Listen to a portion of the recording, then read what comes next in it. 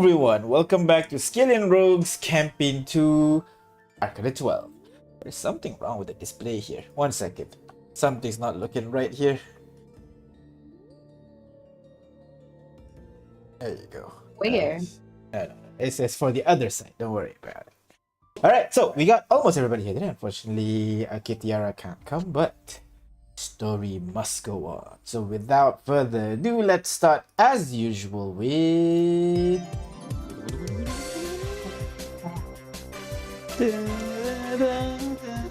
Hello everyone, welcome to Today with That. We're throwing the party ass and not my. Why don't everybody go ahead, roll a D100 and we'll see who goes first. I will do the thing. Sure, one second. Yeah, the thing.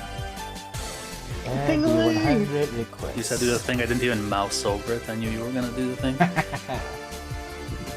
Oh! Oh, two! You are so far from God, aren't you? Let me just... Two, that's like hilariously low. Yeah. It's divine Oh intervention territory. no! I rolled a 1, so unfortunately, Ignis will go first. I And, know. It's always me. and unfortunately for you, this not time always you. it's a creative prompt, so it might take a while for you to answer. Alright, so Ignis. Why do you do this to me? Well, I didn't do this to you. The gods of luck did. Deal with it. So, my question for you is simple, but I feel it's gonna be quite difficult for you. We'll see. What is your favorite constellation? Make one up. Ooh. Well, I don't know. It's constant shit. I'm not that good at it. I don't know. I like as player myself. I don't really read up on constellation. Wait, I have no idea. God, there's a lot of constellation in home. I'm sure you would know at least one of them.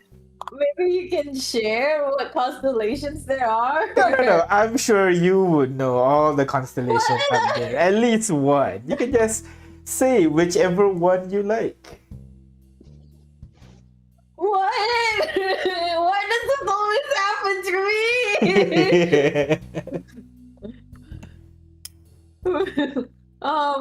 You can Let do it, me Ignis. just- I believe in you.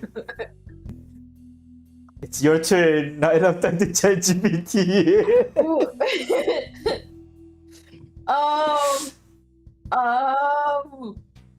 Uh-huh.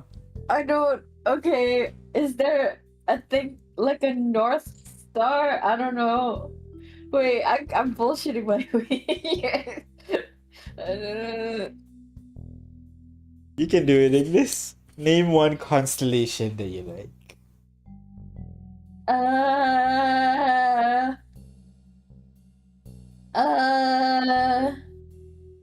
Isn't there one that's like if you follow it, it will guide you home? Was it the North Star? Is that a thing? Well, North Star, yes, that's a thing, but that's not exactly a constellation. I'm assuming you're referring to the what they call the bucket constellation. Is that right? The what? The bucket? Yeah, the bucket. You know? The big dipper. No. What I don't know what Big Dipper you're talking about. I'm referring to the bucket. Yeah. So one of the star in the bucket constellation is actually the star that many sailors use to point north. I'm sure they're referring to that one. Is that right, Ignis? Yeah, I guess so. You know, I never really looked at the sky. Okay, but when we why were traveling. of all the various constellations that people have made up, why that one in particular caught your attention? Ignis? Because I don't know, it feels like if you can see it, you can find your way home, so you're never gonna be lost. You wanna always find a way home? Yeah. I can't wait to go home. But Ignis, you're an adventurer. Don't adventurer like to travel and shit?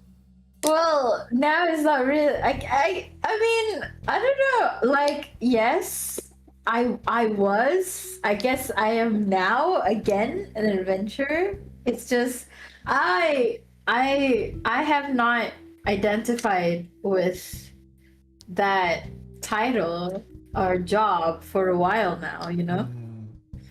So your job might be adventure right now, but your heart is at home.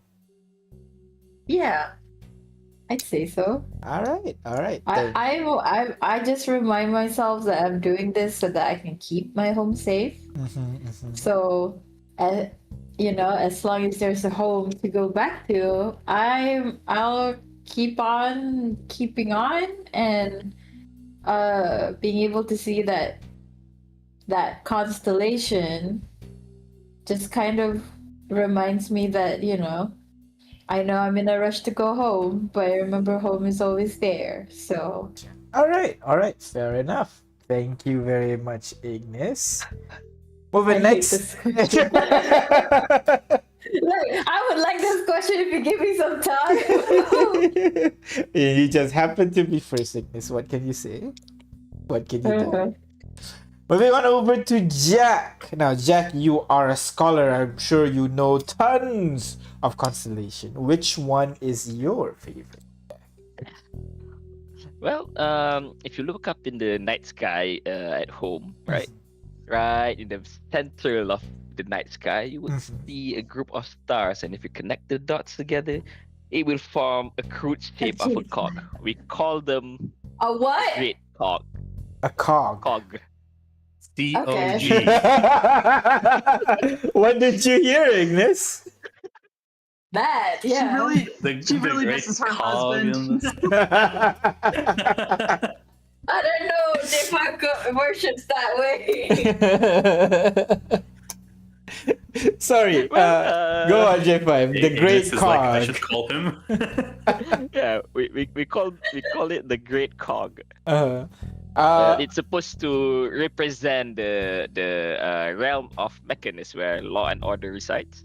okay. But that's not actually the case, right? I'm assuming that's not a portal to Mechanus. Well, we don't know. Well, but constellations are usually when people look up in the sky and then maybe they're bored, maybe they are creative enough, and they connect the dots and see shapes. All right. It's like when we look at clouds and we see shapes. That's true. And stars, I guess, a little bit more permanent than clouds.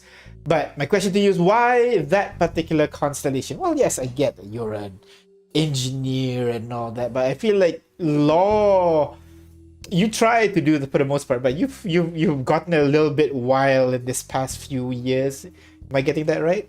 Yes, that is true. Well, I really like that one because like you said, because of I tend to adhere to law and order, but although I've treaded on the beaten path now, but doesn't mean that I am not fond of past what do you call that?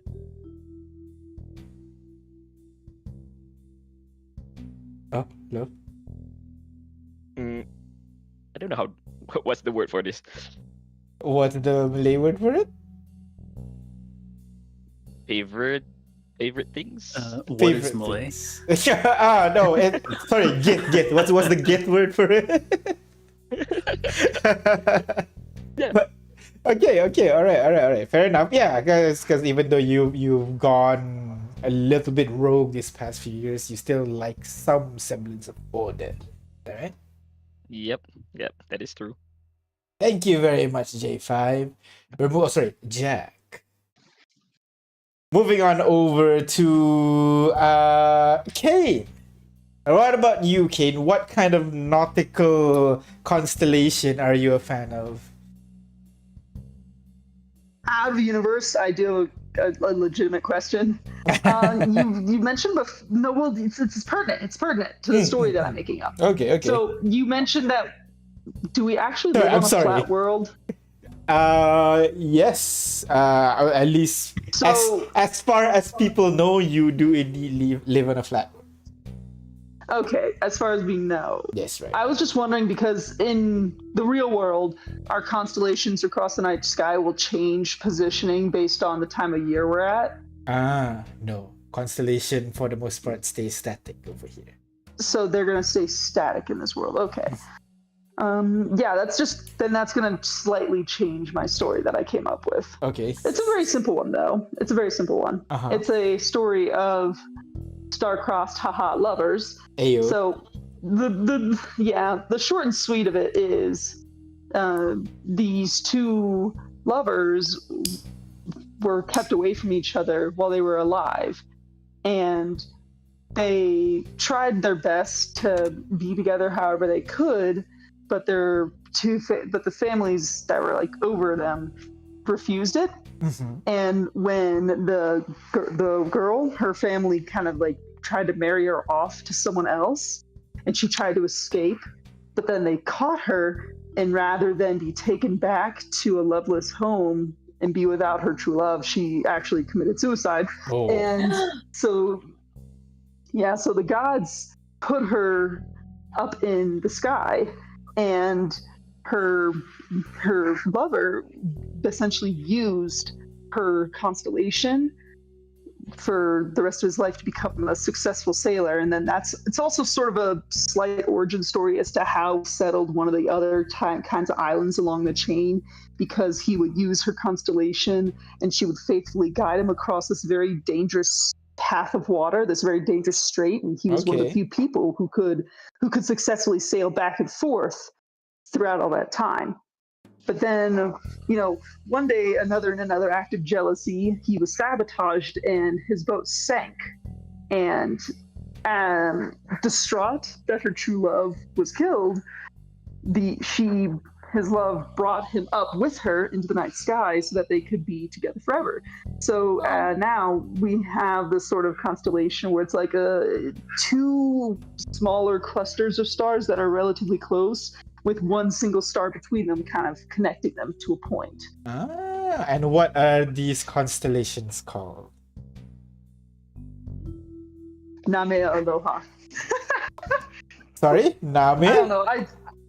Namea. I just tried to look up some word for lovers. Name. Namea. It's not their two names. It means the lovers. I see.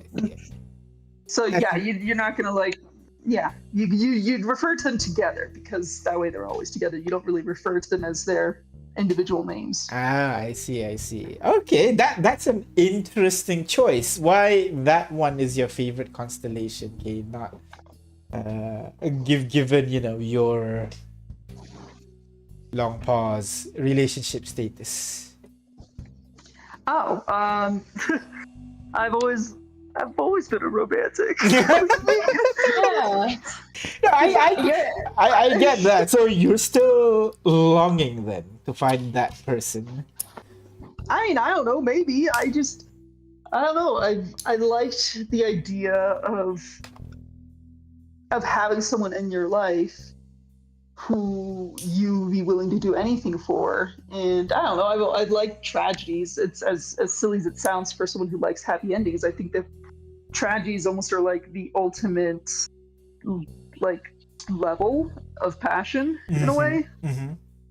And I think it's really my favorite part is the second half of the story where she continues to protect him and guide him and safeguard him until they're together. I think it's just, I don't know, it's a really nice story about love.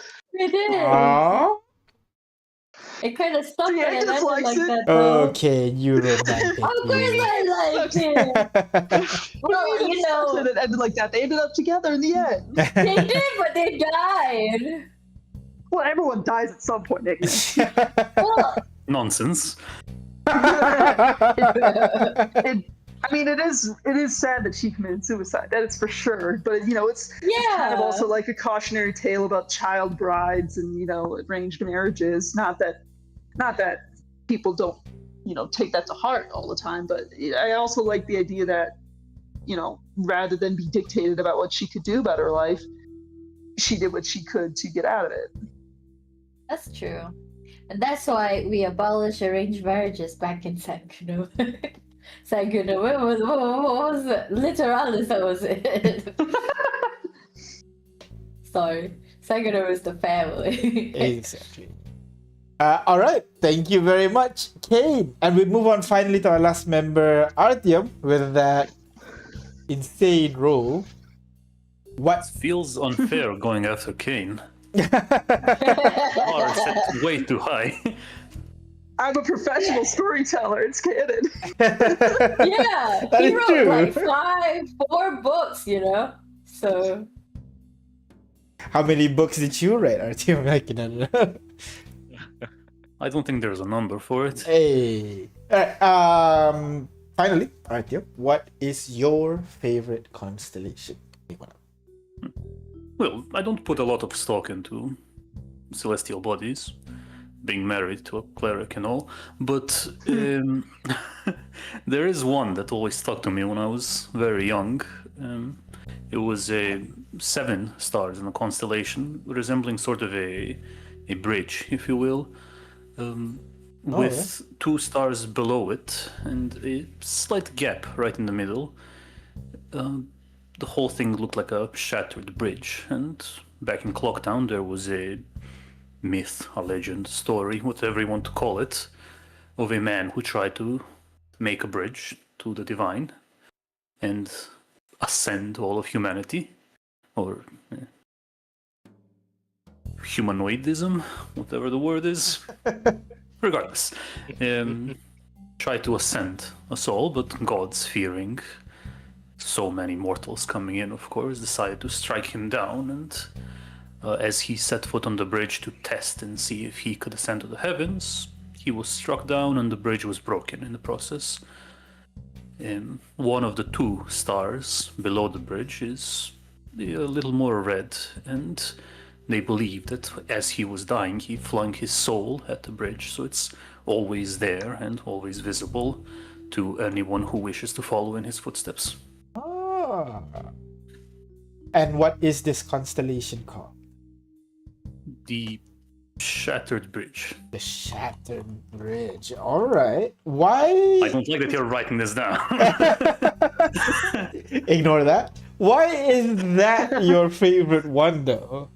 Because I feel like it's kind of like the opposite of what you would usually go for. You know, you'd want to ascend beyond humanity, and yet here's a story about failing to do so.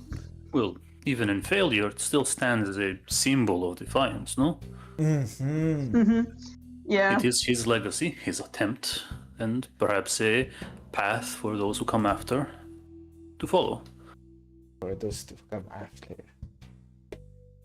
Plus, I like to think that Artyom would take one look at that and be like, that won't be me. I'll succeed. Ooh, the I'm pride! just built The pride! But honestly, I could imagine you saying that, Artyom. Looking at the sky like, nah, that ain't me. I am built different, so yeah. All right. Thank you very much, Artyom. And that is everybody in the party. You guys want to bring in an NPC and ask them the same question?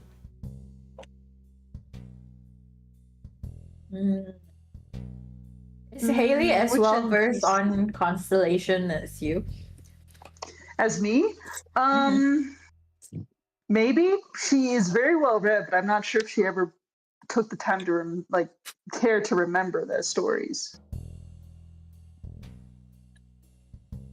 Who else do we know that's like a sailor or something?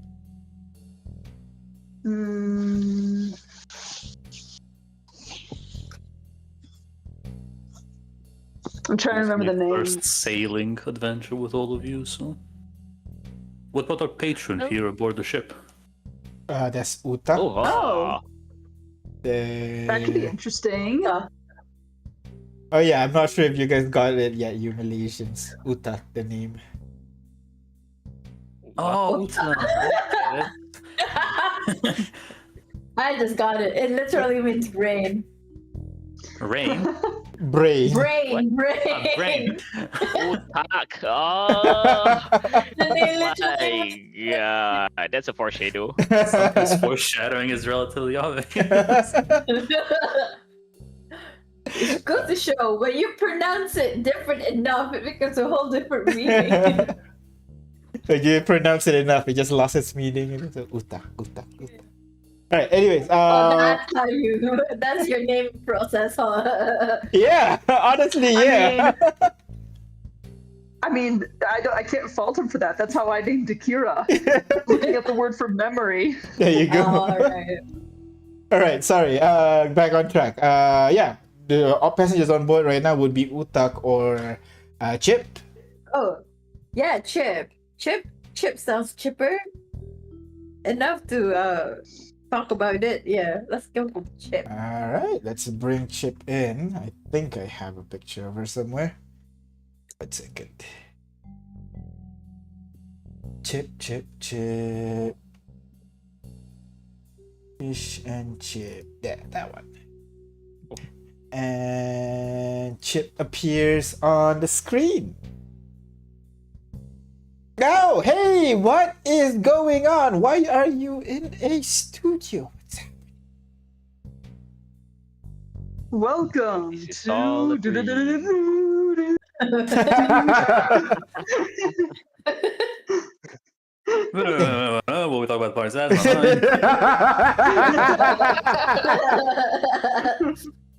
And here with us today is our special guest, Chip. Hey, welcome to what's this Today with called? Today with ass. What? Yeah, it's, us. We're ass. You're with ass. it's our morning show. Oh, okay. Sure. I feel like it's a bit weird calling you guys ass. But yeah. Wait, don't you know our group name? Wait, I thought you knew us. I don't know. Utak, I do the hiring. Are you famous? Oh, Oh, ouch. we have a morning show. Well, Chip, there is the door right there. Okay, And bye. he turns around and there's no door. It's just a void. Yeah. There's no door. What's going on here? Oh, Well, we're just here to answer some questions, mostly for funsies, to get to know each other, each other's cultures, our state of mind, etc. That I can do. What's the question? What's your favorite constellation? Oh, I know this. There is a constellation called the Cards. Have you heard of that one? It's like a constellation and like it changes.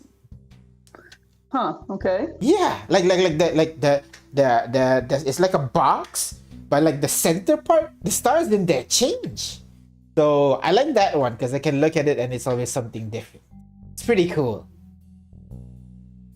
Does that exist in our world? Like, Yeah, what do or you is mean? that? I don't know. I can't recall looking up at the sky and seeing a star that changes regularly. Ow, maybe it's like only visible from Barossa or something. It's like a bunch of stars, and then like the middle part kind of like changes, sometimes changes colors, sometimes changes position. Maybe they're not stars. Dun, dun, May- dun. may- Maybe I don't know what to tell you, buddy. I My just like stars it don't because it's change. pretty. Yeah. So, what happens now? All right. Well, usually after we answer, we disappear. I don't want to do it. And the immediately call disconnects. And that is everyone in the party plus an NPC. So, thank you very much, guys. Because I'm gonna stop here for now, get back to reality, and deal with. We just captured a gift, so we'll see what happens there. So let's go. Change music a little bit. And let's put some ambience wobs.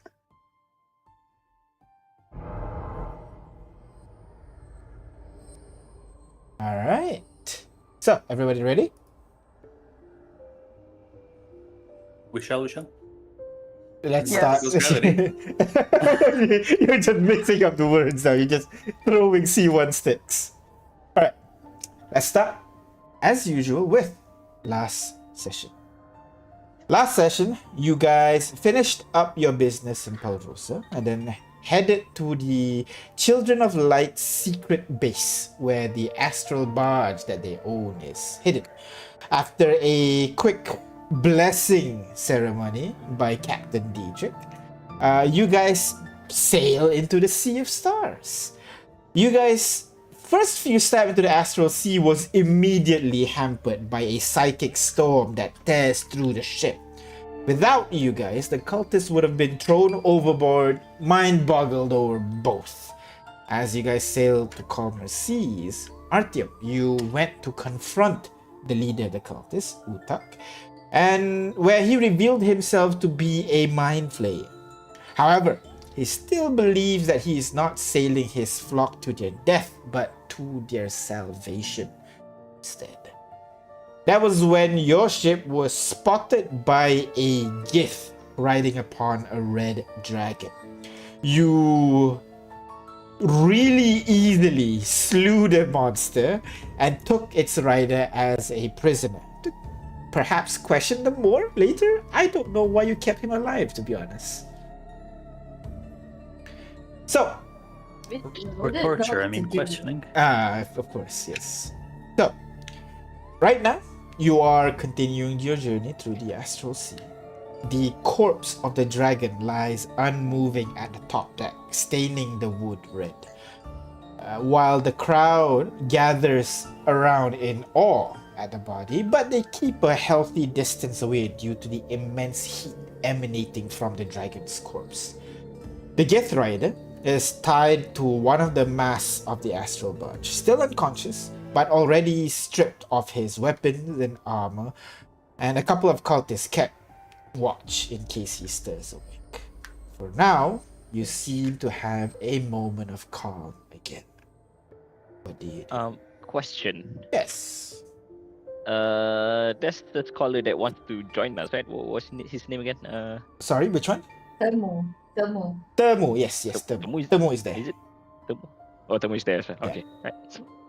Okay. As thing comes down, what I'm gonna do is try to carve up the dragon's body. Mm-hmm. Those are valuable materials that we can sell. Of course. Oh alright. yeah, especially the heart. We need to keep the heart. Those Are you sure about that? I think we should, Why? throw it away, far away. Oh, in case they track us, you mean? Well, that, but don't you know the story? What story? What story? The dragons that Wait. serve with the Gith. Do I know about those stories? Go ahead, Never roll heard of it. me history check, please. It's gonna be very hard because it's not from your world. Yep. Oh, I don't know anything. And so you can say you don't know. You don't have to know everything. I think Tomo's gonna tell us regardless. Gotta flex as well, though. Show off. I see. See, Atium will go about this differently. Without rolling, Atium will just subtly nod in the background. His view. Call him out, Tomo, come on. Yeah. The dragons that the Githyanki own, they are on loan. I mean, that's what the story says, isn't it? They're on loan from the goddess of tyranny and evil and destruction and all that, Tiamat. All the more reason for us to carve up this body then. What happens Yeah, if we? What happens if we? I don't know. Maybe you'd incur wrath of a god. Maybe just Wouldn't be the first time. what do you? Huh? Is it more powerful than the Emperor, or? I don't know how powerful the emperor is, but he's just a man, not a god. Oh, you don't. Oh no. Oh no. If you think he's just a man, you're in for a rude awakening. But well, regardless, I just want to make sure you know what you're doing. I don't know if the stories are true, but if they are you really willing to risk it? Well, here's It's the thing not. about Harvesting it for deities parts. and higher power, Temu. They seldom step in and what do you call that? Kacau. Kacau is what? Disturb? No. Disturb. Intervene, yeah. Yeah, intervene in us in mortal I know, actions. but they got followers, Yeah, no? And some gods are petty as shit. Exactly. And their followers are mortals, just like you and me. And if they follow a tyrannical god, tyrannical deity, then they must be tyrannical as well. Oh, I don't know. I just don't want a god to curse my descendants because I actually have descendants now. I mean, okay, you are the amazing Spicy Seven. I'll leave you to it. I'm just making sure you remember that fact at least. Well, if you're talking about deities, we know it. A cleric of the 12, so we have God on our side as well. I mean, the 12 is like human, right? They're not really gods.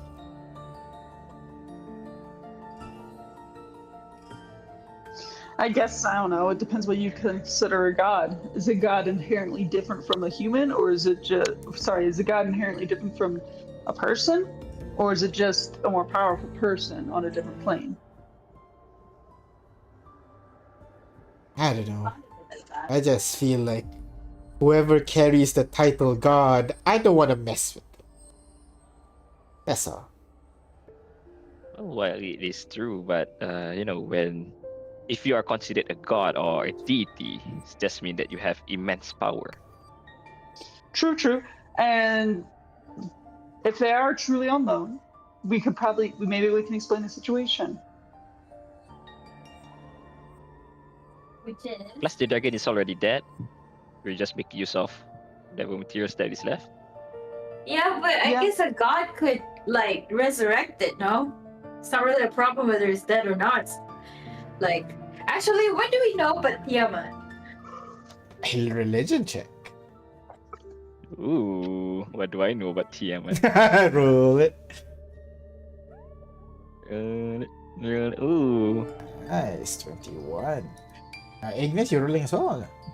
Oh, both 20. Yeah. Easy. Alright.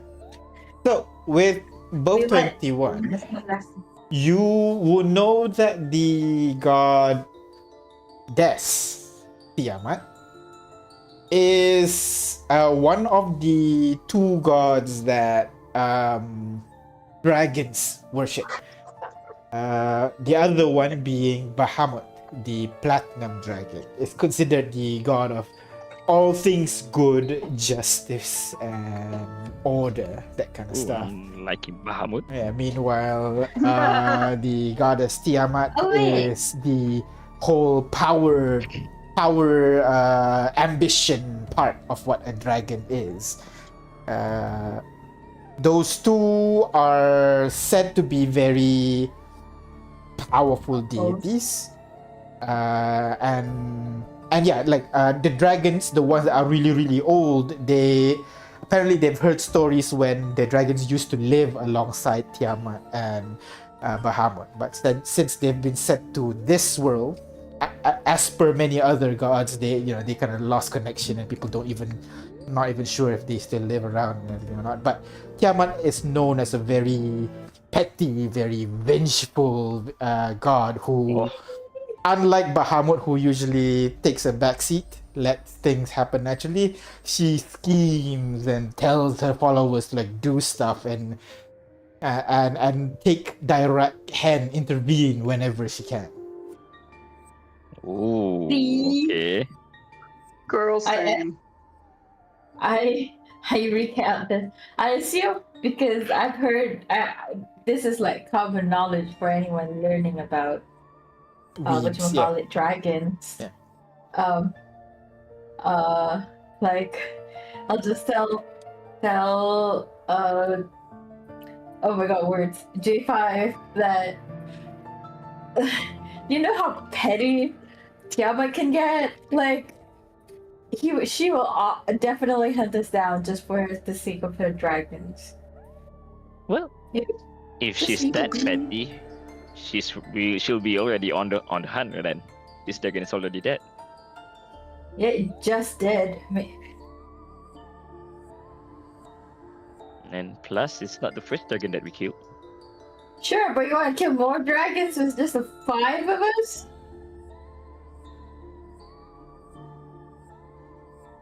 No, I'm I'm just saying that. advocating we get rid of the evidence. Yeah, I'm just saying that if we are to incur the wrath of Tiamat, we're already on the list. We did kill more than one person's fair share of dragons so far, so. I don't know, I just don't want us to be kind of cocky about this. Because they're not like dragons that have their own hordes. But either Yeah. way, that dragon rider is going to be mad when he wakes up and find out that we killed his dragon. Yeah, but it's He just won't a live to tell the guy. tale.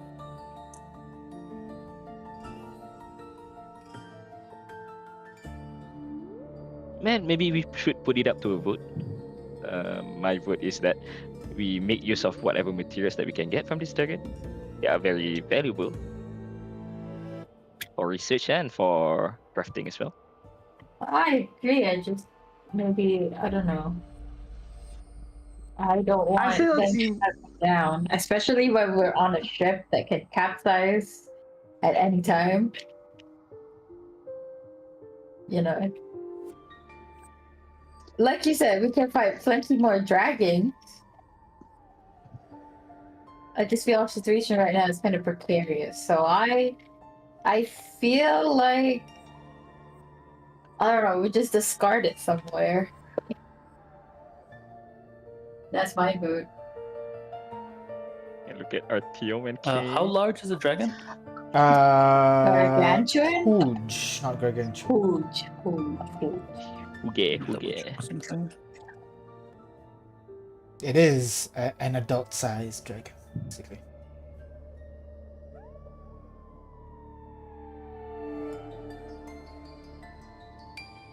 Personally, I think it's more disrespectful to not make use of the body that you just killed.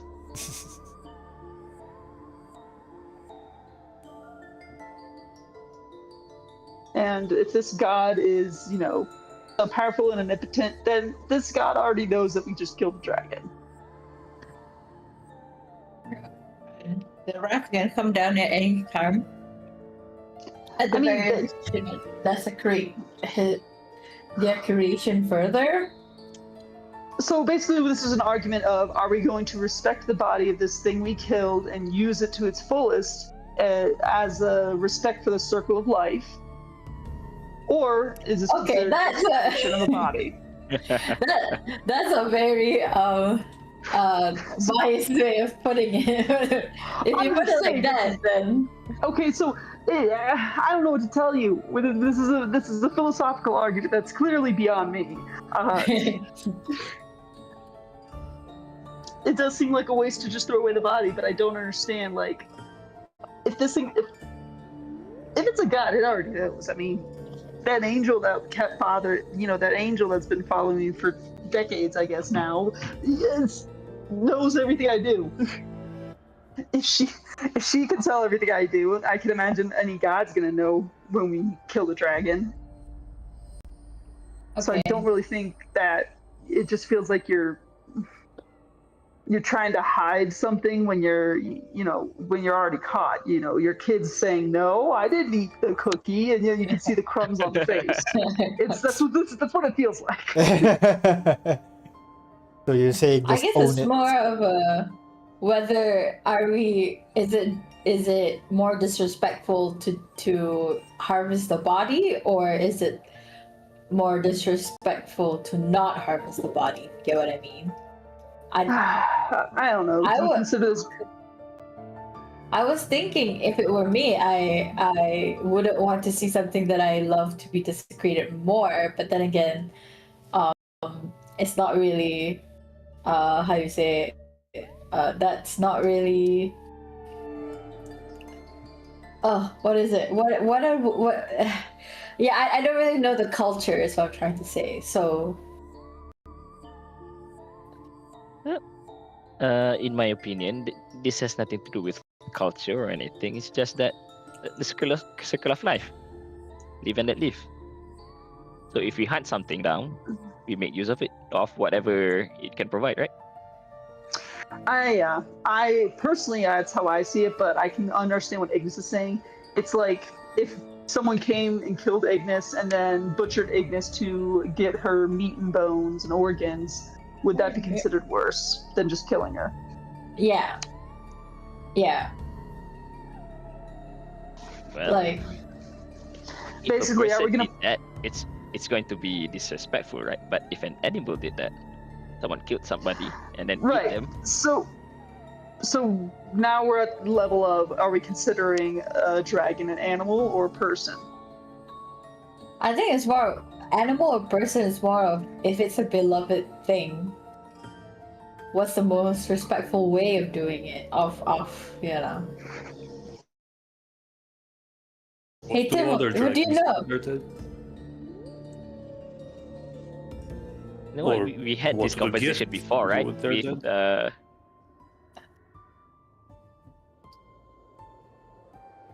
actually, we had this conversation before with what was the bronze dragon's name again? The young one that we bullied, Ate? Chatate. Tetate, right? Yeah. And we all agreed that carving up the dragon is a right Yeah, thing but to do. that's that culture. We're in a whole different plane of existence. So The we should sixth piece is a probably dragon, right? ask. Should ask Tim. How would you suggest us handling it then?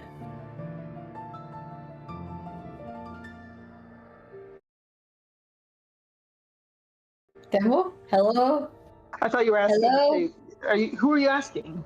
Temu! Temu. Temu! I said Temu! Oh. Oh, okay. Oh, DM, you're muted? Muted. Now? Okay, okay. Sorry, I missed that. Yeah. What were you saying? Oh my god. What, like, is there, culture-wise, what's the best? No. Um, Culture-wise? what's the best culture-wise? We're asking Tamu specifically. I don't know. People don't kill dragons. This is the first time I've ever seen a dragon. And you're asking me what to do when they get buried? Like, in the culture! You know, like, I don't know, gift culture. No, wait. Yeah.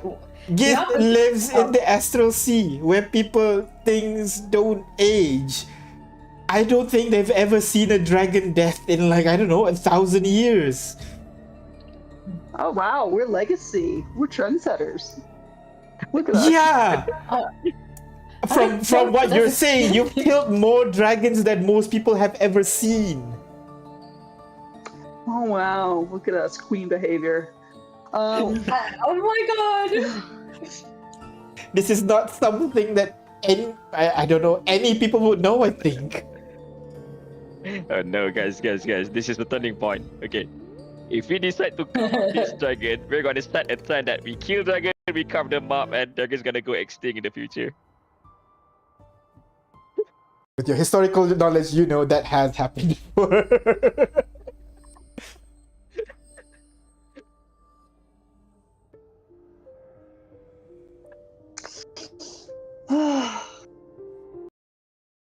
Okay.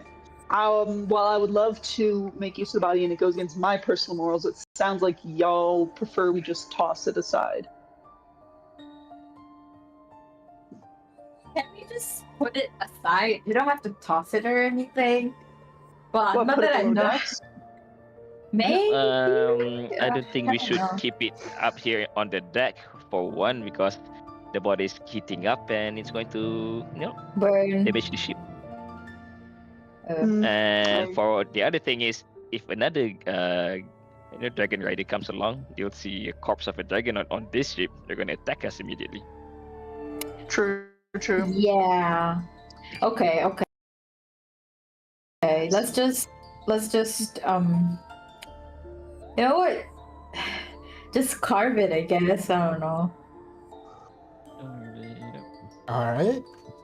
So you're carving it up. This is a huge creature, so 3 people. Who's gonna do the carving?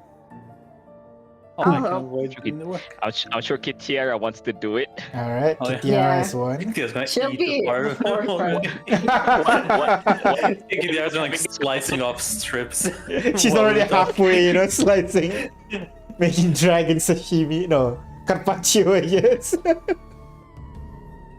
Okay, all right, Kitiara. Who else? 2 more. I'll be doing it as well, and Keen, right? Okay, Mhm. all right. This will be a strength survival check, please. So whoever doing that, go ahead and roll for it. I will roll for Kitiara, I guess. 1 second. Survival with support rank. Oh, barbarian boy, go. Goes into a rage said before starts survive. sleeping. Yes, wow. strength Uh, survival. Strength survival. I'll be back. Celebrate. Keen knows There we more go. survival stuff than I do. Alright, so I'm a Kitiara. fishing boy. Exactly.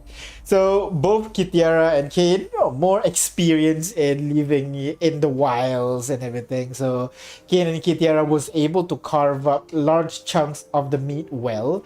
However, Jack, you're having some trouble trying to separate the meat from the scale, and you kind of butcher, quote unquote, the meat a Yeah. little bit. So there's not much of the rare parts that you're able to retain. But yeah, so we'll jot that down. You guys will be able to store this amount of dragon's parts.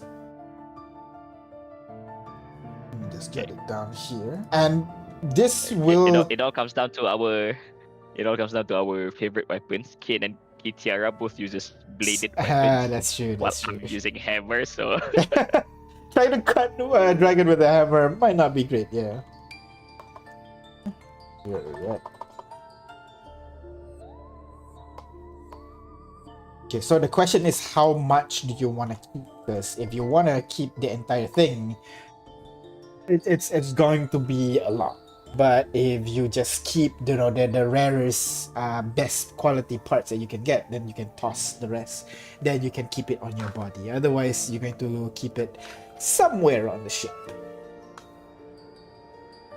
I think we should keep it on this ship, right? There's a cargo hold, is it? Right. I mean, That's preferably where you we sleep, keep it somewhere out of sight. in a pocket dimension. Oh, Yeah. do you have it? Do you have a chest? I do. Yes, the chest has space, and even then, it won't be able to fit everything. Obviously, the chest is like Okay. normal chest size. I'll put the rarest and the most valuable materials in the chest, and the rest will be in the cargo hold. All right. So you pack up the rest because there are like several crates that you've brought. So you kind of take out all the rations in there, and you put the dragon meat, pour some salt on it just so that it cures, and you put it aside. But the rarest ones. Will it cure while it's frozen? in Actually, time? true. That's true. Yeah. No, the body won't. It won't go bad. Oh, interesting. But yeah, the Yeah. body won't go bad. It will remain there. Wait, let me think. Good I news, think Panic, it is will your because technically the flesh won't grow old, but the bacteria on it and everything will start processing it, and that's what causes it to go bad. So yes, it will go bad at some point. So you're going to need to cure it. I'm look at Ignis. Well, good news, Fred Ignis. If we bring this bit back, then your country can serve your famous dragon cuisine again. No, Ignis BRB. Ignis left. Okay. Alright, you pack up as much as you can, and I think you are in the middle of butchering this dragon, chopping up its meat and everything when you hear one of the cultists shout out to you guys. Mr. J5, Mr. Artyom, the gift is awake. Oh, good. Rain, real quick. What was the rule on long resting here? Normal, as normal. Okay. So basically, they've dropped to 0 hit point. After 1 hour, they regain 1 hit point. That's why he's waking up. Yeah, and we long rest the same, right? Yes, you long rested before this, but this is just after the battle, so you haven't gotten the chance to long rest. yet. Yeah, just I want to make sure I can waste spells Ah, if okay, need okay, be. okay. Yeah. Gotcha. Yeah, long rest is as normal. Okay, well, I will ritual cast comprehend languages on myself. Mhm. Just while J5 and I go over the approach. Mhm. So to that, J5, do you have any questions in mind we should ask this man, or? Well, maybe we should ask them about the will that attacked them. This is our main goal over here, right? Sure, but I was more so hoping to avoid future patrols.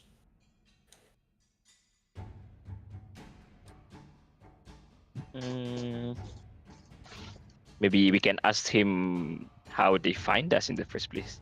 With this vast open sea, we have no idea of how they track us in the first place. Fair enough. Do we tell him about the dragon? The body is still there. Preferably. The body is still there. He's definitely seen it. Ah, okay. Yeah. Okay. I guess that's a moot point then. Well, all right, let's. Well, he has let's see what he proven to knows. be an enemy of ours, so we didn't Oh. be to feel that bad over this. I don't know what happened. I have no qualms about this. Don't worry. Right. So we'll go over to him. Does anyone Alright. else want to come along? Okay, Ignis, you joining? I will join on a. I will join in. All right.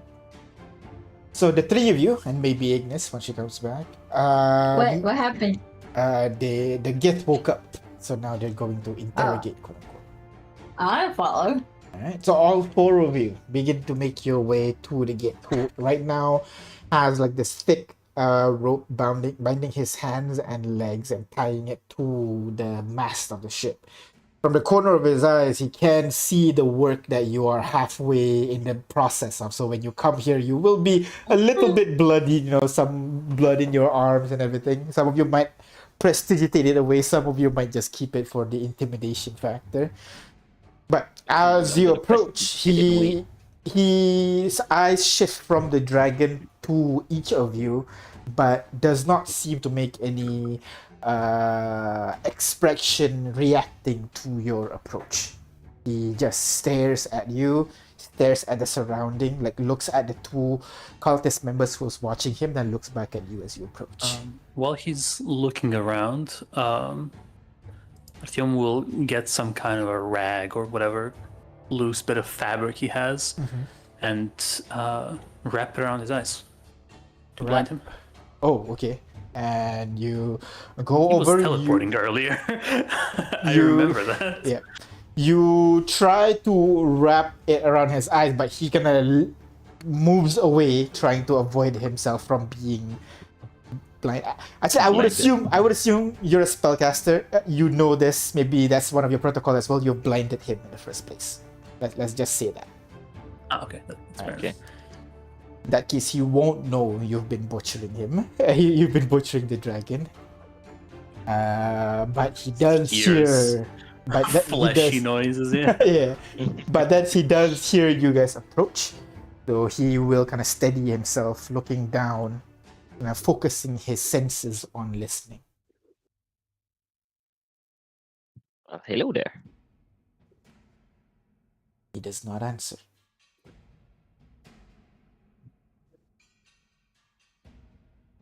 You didn't really think he would say hello back, did you? Well, it's just common courtesy, right? Even out here in the fringes of the world, we shouldn't, forego our courtesy.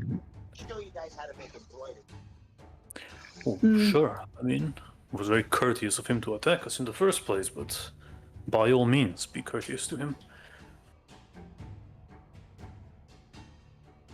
Yeah, well, what what are our plans for him? Surely we cannot just release him out in the wilds again, right? Well, no, he's That's seen our fine. faces. He As will. Well, as you guys are arguing, talking back and forth and everything, he punches in between your conversation and asks in a stern, almost doesn't. There's no sound of defeat in his voice as he asks, "Why am I alive?"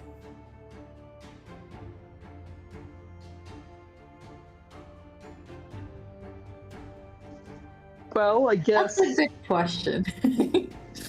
That's a good question. That is a very good question. Everyone, You on that? everyone looks at Kitiara. That's a good question. Well, the thing is, Same it's been a business, while right? since we've been on adventure, so we're not really sure what to do in these cases anymore. I assume we were just keeping him alive out of habit. I and thought, for yeah, information. because we were looking for that thing with the thing. Well, here's the That thing, thing with the bell and Mr. sword. Keith. For your information, we never meant any ill intent towards you. We only attacked you out of self-defense because you attacked us first. That does not So- explain you keeping me alive. Well, What in my is opinion, your it explains plan why we here? keep. Well, you did mention that about this mutated whale that wreaked havoc on one of your outposts. We want to know more about it. Maybe we should exchange information What do civilly this time, you know without all those about the weapons. whale? Well, we do know that it came to to the material realm and wreaked havoc over there as well. It seems to have this sort of monsters that are residing inside it.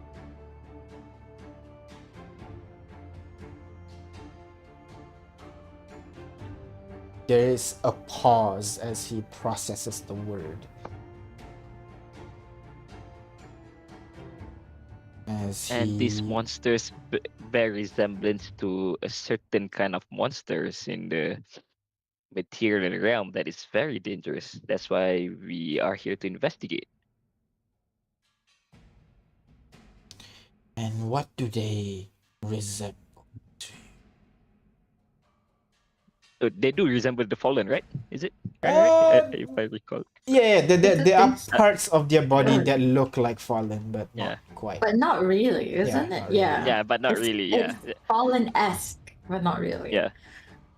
Well, they bear a small resemblance to a creature we call fallen back in the material realm, Fallen. which is a very dangerous kind of creature that what do you call that? I understand what Reproduce they are. expense. Yeah. We do, believe it or So not, we do have fallen here as well. Ah. Oh, What do you mean That's good to know. fallen-esque?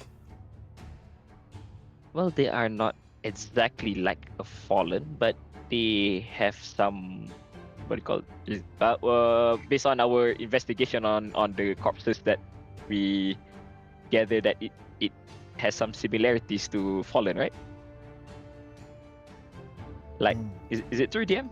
Yeah, there's some similarity Yeah. to fallen, S- but not. Yeah. So like these creatures had been tempered with and infused with the fallen DNA, perhaps, to create a whole new kind of creature. And how does this relate to your journey here?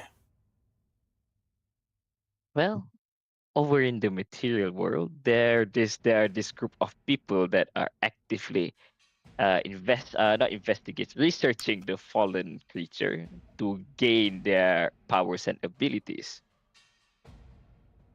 But we have this committee that oversee these researchers so that they don't go overboard. And if they have come out here and make some illegal research, then we have to find out and put an end to it.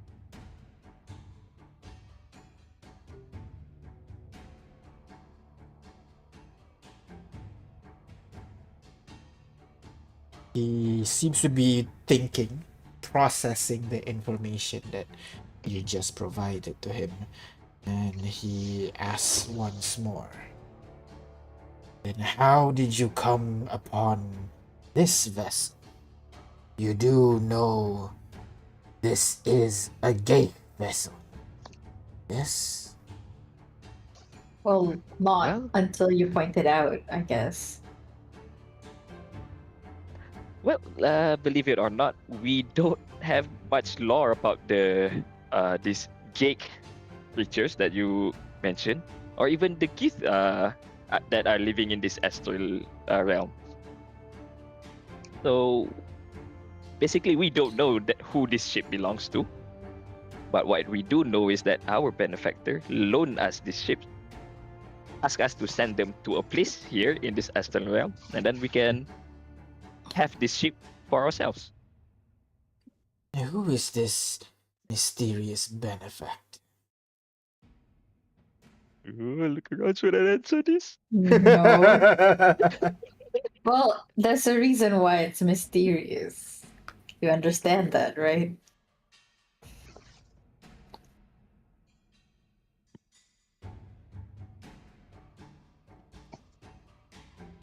He ponders for a bit. But I if you're worried see. that we're out here to cause trouble, that is not our main goal here. That is not our goal here. We're out here to send a group of pilgrims, up to their pilgrimage area, and then we're off to go do our investigations. I think our main destination is your outpost, the outpost that was attacked. He kind of perks up a little bit. Ah, someone must have informed you regarding our outpost. Actually, we do have an ability that allows us to see where an object has been to, and we've used that ability on the sword that we gave you. That is how we know about the existence of that outpost.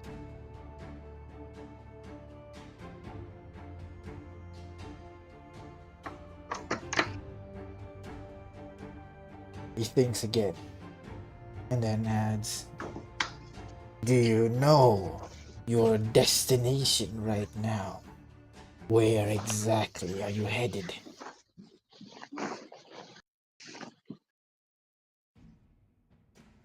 Well, No. no, exactly. Yeah.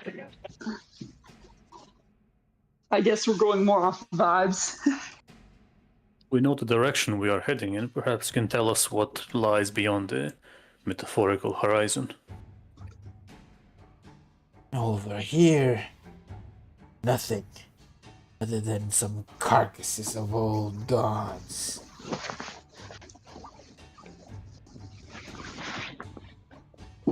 He ponders a little bit more. Then what are your plans for me? That's a good question. What would you like to be done to you?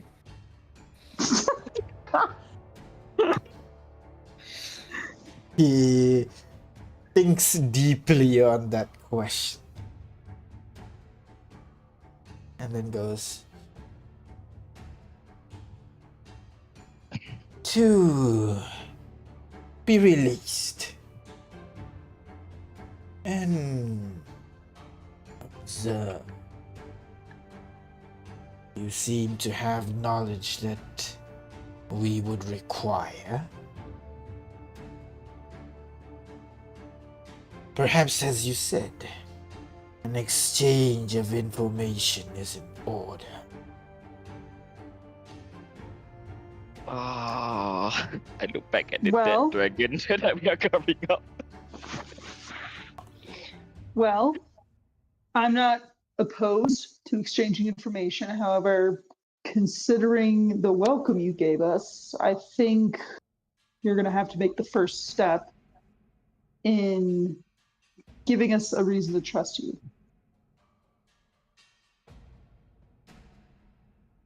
And that would be. I don't know. You guys have any questions you want to ask? I'm gonna nudge to Kane. Do we know if if he'd be mad if he knew the dragon is dead? I think he would be personally, but I don't know how to phrase that question. By the way, do you have any means of communicating with your other people, your other dragon riders? Not at this distance. Inside. Inside. Sure, Everyone to inside. go ahead. Whoa! Ooh. All right. With With that J5. J5, you call bullshit. Like, what the hell? I'm sure some like pro like him would have some sending stone or something like that. But Ignis, you kind of look at him. You don't see any signs of like deceit. Furthermore, you have investigated his equipment. He doesn't have much on him. There's a couple of potions, the sword that he carries, some supplies, but that's about it. Okay, so not at the This is moment. legit. Yeah. How? I don't really know how to phrase the dragon question.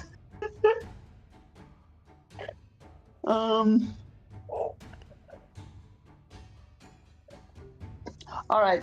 I think I'm just gonna have to rip the band-aid off on this one. Mm-hmm. So it's a bit of a non sequitur here, but I do want to let you know that you're going to learn this as you walk around, I suppose. Your dragon is dead.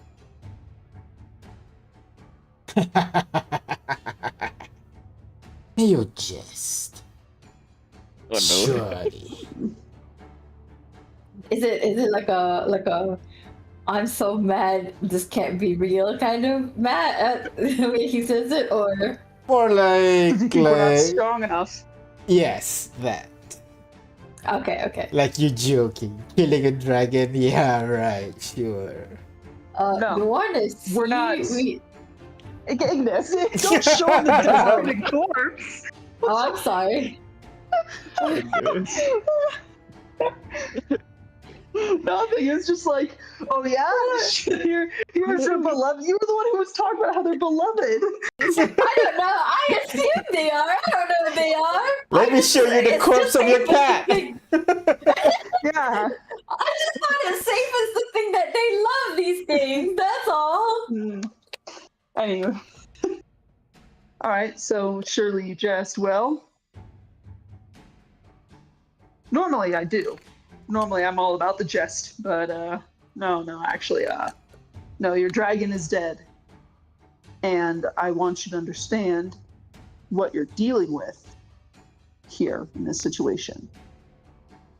Both in our strength and who we are as people. I don't want you to think that you can just cross us. Intimidation check? Does he Any get bonuses advantage? from the situation? Uh, Or there's like he's overlapping advantages? A Yeah. lot of people. sure. I'll give you advantage. Okay. If not, I can do something to help. Okay. Punch him. I don't know why it's Uh, not. That's weird. I'm sorry. Because I can do this. As Kane speaks, Oh. his voice There we go. echoes in the distance. There you go. 26. Oh, did you need me to roll again for the advantage? Might be a crit. Yeah. Oh yeah, reroll. Okay. Hmm. He adds. That was investigation. Oh. Yeah. What? It would be 26 again. Oh, Yeah, I would do 26 again. yeah. He replies, I have seen what you can do. You have disarmed me and apparently undressed me as well. That No. sounds so wrong. I will not cross you this time.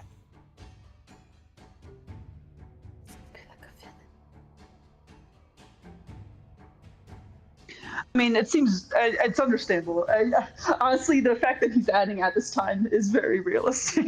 Yeah.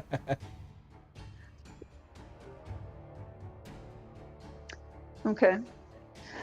But did I miss last week, by the way, when he was talking about the great sword? Did he give any information Oh about no, that? nothing. He just thought like that's just said that's ours, and wanting to because of that he wants to take you in to his outpost and do some questioning. Right. Well,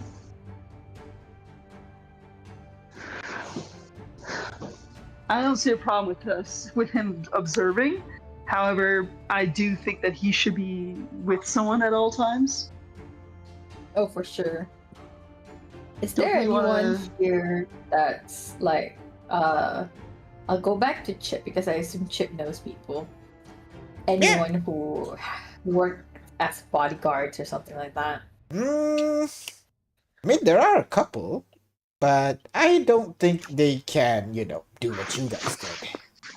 You killed No, a but just- dragon. Yeah, we killed 3 before. Like, it's hard. No, I'm kidding. It is hard. What? Yeah, they were like a family. It was not. Ignis, you're making it sound awful. I know. I realized after I said it. Okay.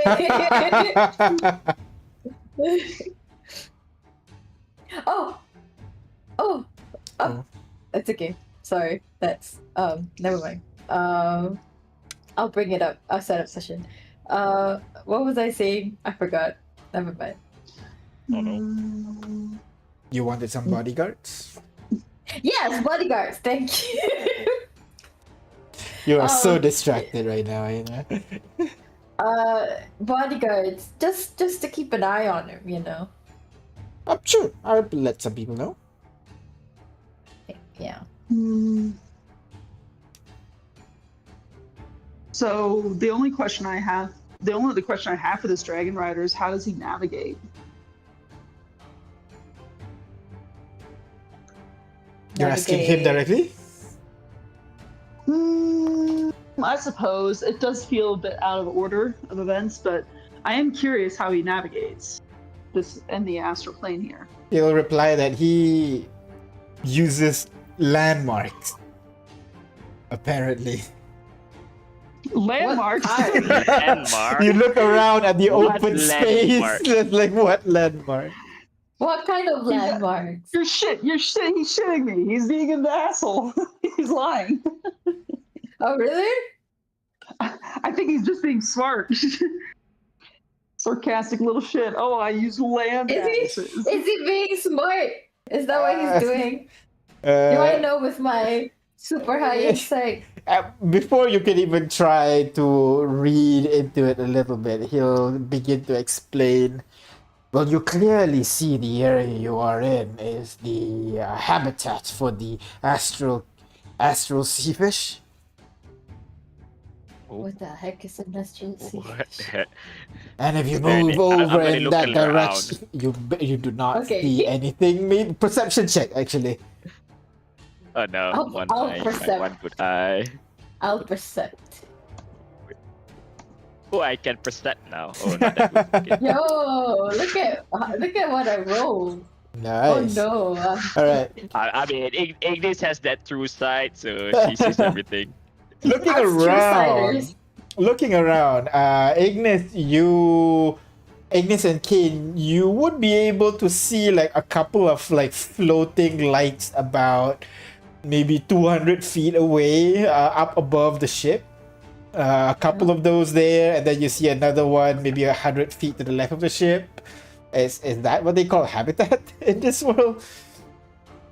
Unfortunately, Jack, you do not see what he's referring to.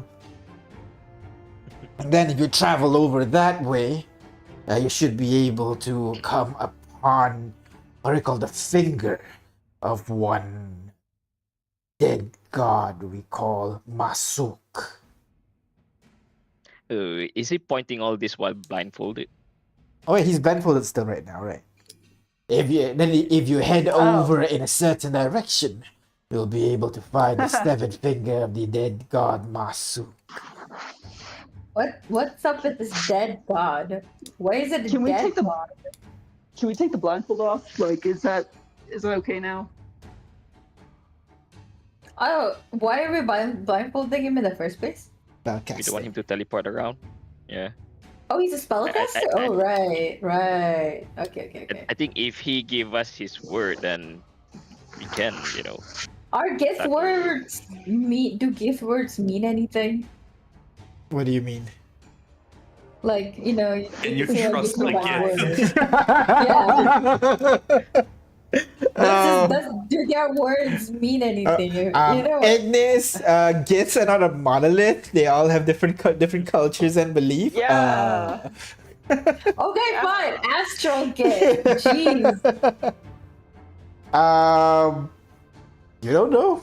And based on the party's role, you guys have no idea about the culture on this side of the world. Damn it. Unless, can I roll? Sure. And Can what we am I just- rolling? History? No, Yeah, but someone history. doesn't know either. Yeah, nah.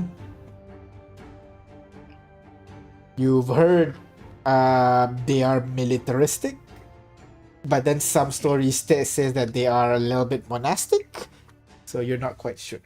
But you believe What's that they monastic? like in Monarchy? order. No, monkey. Monk-ish. Monkey? Monk-ish. Oh. Monastery. I thought you said like, oh, monkey, like A monkey. big together strong.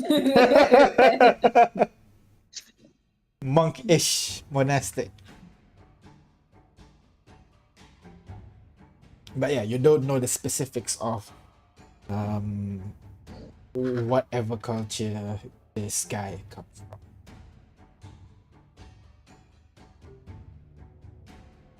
So you let him go?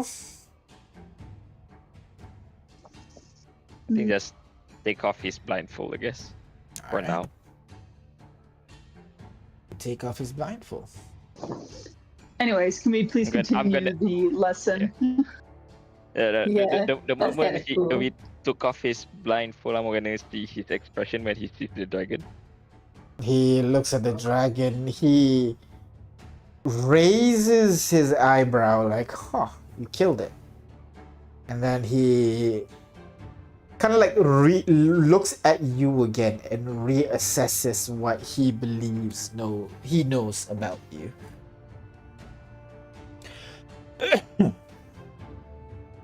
Now, what is it? And then Anyways, he you. Yeah. Yeah, I want to learn Like, how to is it like navigate this a- place. Like a sign of respect? Or. More like threat assessment, if anything. You know? Okay. Like, at first they're like, Okay. these guys are like CR5, he'll be fine. Oh, maybe not.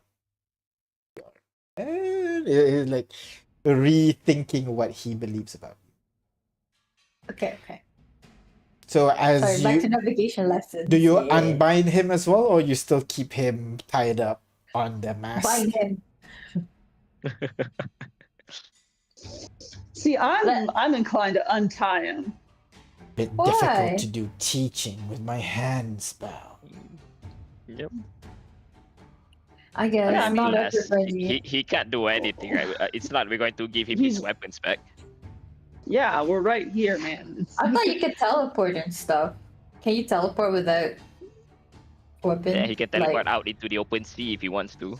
But Okay. where would you Yeah. go? But I mean, you kind of float here, so you don't really have to worry about drowning, no? Yeah, but No, but Really you'd have to need worry take about a lot of- starving. yeah, I guess. Okay. you should, right? Sorry?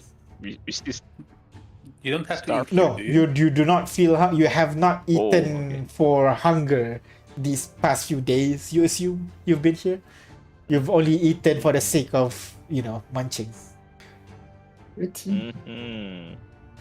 Look, as far as I'm concerned, if this guy wants to teleport out in the middle of the nowhere and float for tens of, days, weeks, months, let him. Okay. If he really wants to do that, like, what's the If- harm? Plus, if if his destination is the outpost, I mean, if he's from the outpost, we're gonna beat him back sooner or later. Hmm. So as you are Let's- releasing him, all of you Double, simultaneously. triple check his gear. All right, you triple check his gear. You What if you see can summon it? you see that he has now a pair of greatsword. One that he has, one that you brought to him. He will have a couple of take that one back, vials right? of potion of healing. His armor is really well maintained, plate armor +1. And then he will have a couple of. He will have a. No, he won't have a note of anything like that. He will have a couple of bottles of what you assume to be some kind of alcohol, wine, or something like that. You're not sure. The smell is not familiar to you. You also see he has a couple of gold coins in his possession as well. Actually, not a couple, a money. lot of gold coins. Some money. necklace, a couple of gems, that kind of stuff. Well, we shouldn't rob him of everything. Like, wine, that's fine, but money, gems, jewelry, We're that's just robbery. getting the damages from him burning our ship. Okay. Repairs aren't free. Reparations. That's true. Reparations. As he kind of like as you're getting ready to cut his bindings off, Kane, all of you would hear a voice in your head simultaneously. Is this a good idea? A Githyanki would slay me down, cut me down, the moment he lays his eyes on. What? Who's? The Uta. Oh, okay, okay. Our captain for the moment. He's Oh, the right, right, right. helmsman. Kane's the captain. Oh, right, sorry. Yeah. Well, Oh. can I reply in my mind or? Yes. Okay. Well, I don't think maybe you should keep locked up inside that room for now. Until when? Well, it's not like he needs to go out and. Eat. Yeah. He doesn't need to eat, right? No. No. Yes, no, maybe. Yeah. Very well. Keep him on a short leash. We intend to. So, as you unbind him and everything, he massages his wrists for a bit. Now, may I have my armor, or will I stay indignified like this for the rest of your journey? Like, Armor yes, weapon no. Armor yes, weapon no. I think. Does the armor have Yes. or is the armor weapon itself? I a mean, it's weapon? sharp on some points, but wouldn't say it's a weapon. What if we give him some more basic armor? I don't know. I mean, he's not Give in. him back He's the not. armor. We'll be hitting him still, no matter what. He's not in a As evident by the loincloth, fact we knocked him basically. He's not in Yeah, a I mean- loincloth, so don't worry about it. Yeah, he's not naked. He Yeah. just does. He's just in regular clothes. Yeah, you just took off like Yeah. the vambraces, the tassets, the plate. I would like to detect He magic says it like he's big. Detect magic and on his gear. Yeah. on his gear. On him and his gear. I mean, On him and his it's gear. it's a passive thing I can look at, right? Yeah. You can definitely see magical aura coming from him. You can see magical aura coming from his armor. Very faint aura, I guess, coming from the gems. And the weapons, of course, obviously. And the potions. Yeah. Do any of the auras line Real up quick. with sending or anything? The notion? Yeah, I guess so. The Divination. on the person no, has divination. We're changing it to divination for Oh. this campaign. Okay, right. The gift has divination, I think. 1 second. Yeah, the gift has divination on him. Okay. The gems does not have any particular aura that you recognize. It's just some vague magical aura. The sword, I guess, would be evocation. The armor would be abjuration. Potion would be evocation. Evocation, right? Healing usually. So yeah, evocation. Yes. Evocation. Healing is evocation. I want to say it's necromancy. I'm gonna put necromancy in there. Oh, wow. Well, technically, no, you're right. He- In 2014, it is necromancy. Oh, shit, In really? 2025. Yeah, it's yeah, evocation, yeah. Oh, wait, 2014 is necromancy? No, right? It's evocation, right? It is. It's, Yeah, no, it's necromancy. 14, But really? they changed it. Yeah. But they changed it into 2024. Oh, no, I'm pretty sure. Okay, but yeah. See, Well, healing. some are evocation, some are evocation, Oh, some some are are. necromancy. Yeah, because healing The word is ones that evocation. are like resurrection, raise dead. That's, Yeah.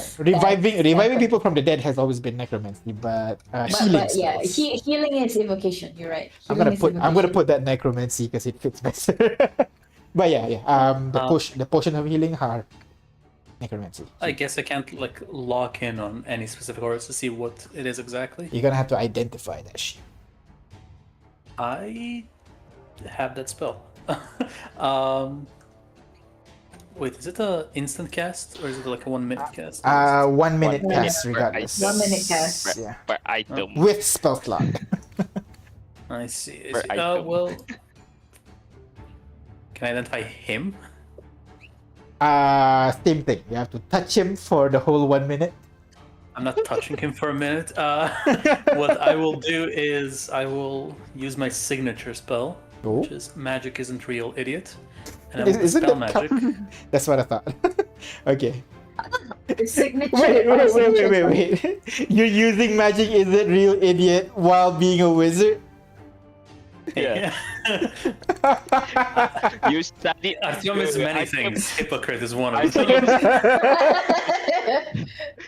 Artyom studied magic and still doesn't believe in magic. Yeah. No. This is science. What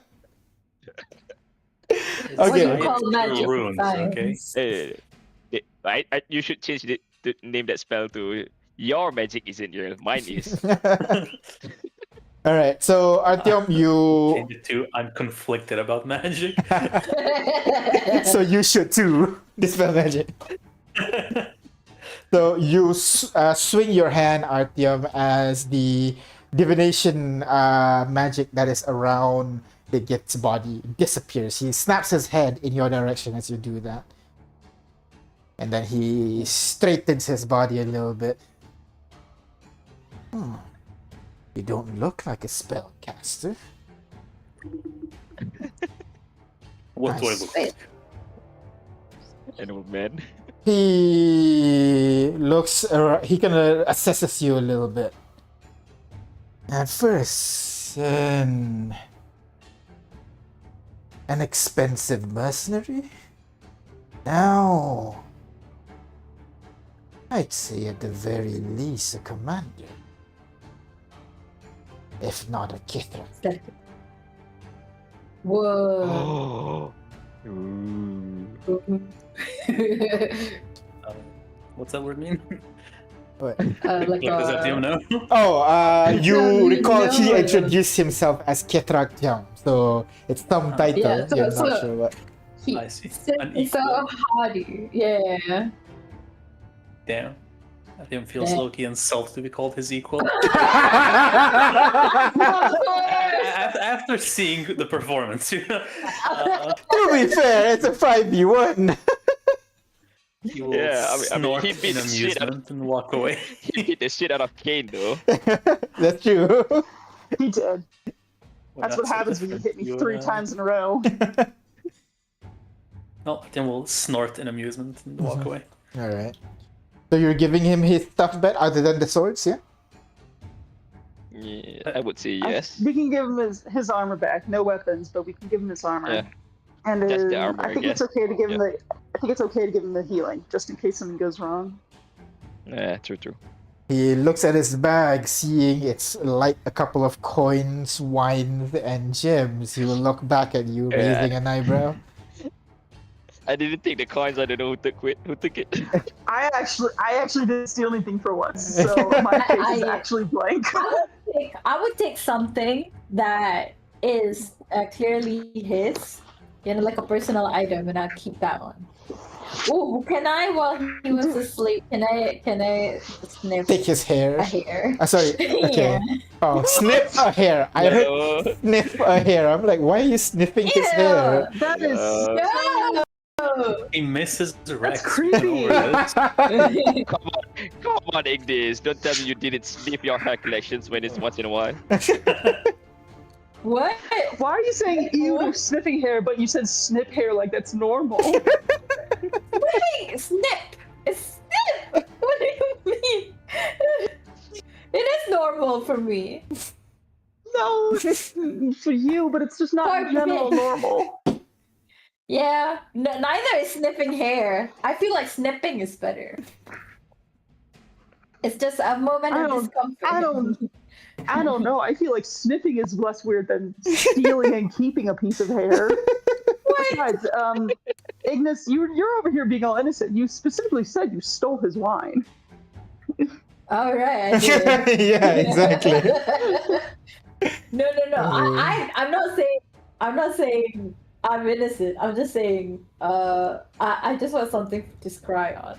But if I get a hair, I won't take something else. Yeah, I'll you'll get get the a hair. hair. Yeah, you'll be able to get the hair. Yeah. Maybe even blood, because he was bleeding after the encounter. So. Yeah. I don't know why I did that. I'm sorry. All right. So, Subscribe. so you give him back his money, his gem, his potion, just not his sword and his wine, because you took it away. I guess so. All right. Why being so nice? What if he just I don't know. So he took all of them, and then continues to teach Kane on, like, how to navigate. It doesn't make sense to you for the most part, but you're... Actually, go ahead and roll me survival check with disadvantage. Ooh. It doesn't matter with disadvantage or not. He's gonna roll at least a 10. That's true, yeah. That's so At least bullshit. a- That's at so least a bullshit. 16. At least, yeah, there we go. Holy, all right. So with the 21, you get what he's trying to say, because for the most part, it matches with what you know.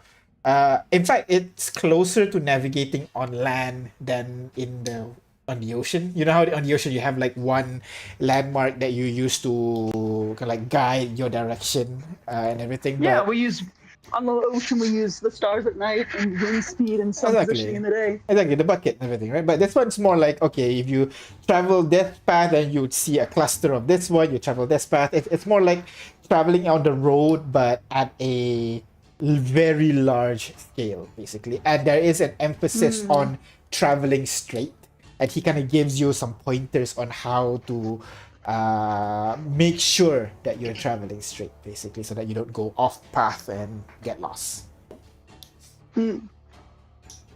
But yeah, for the most Okay, part, okay. that's like the way he teaches it, and obviously he touches about wayfinders as well. For you off-worlders, it might be better to have a wayfinder that can point out your destination, which I'm You do have sure one, right? you have.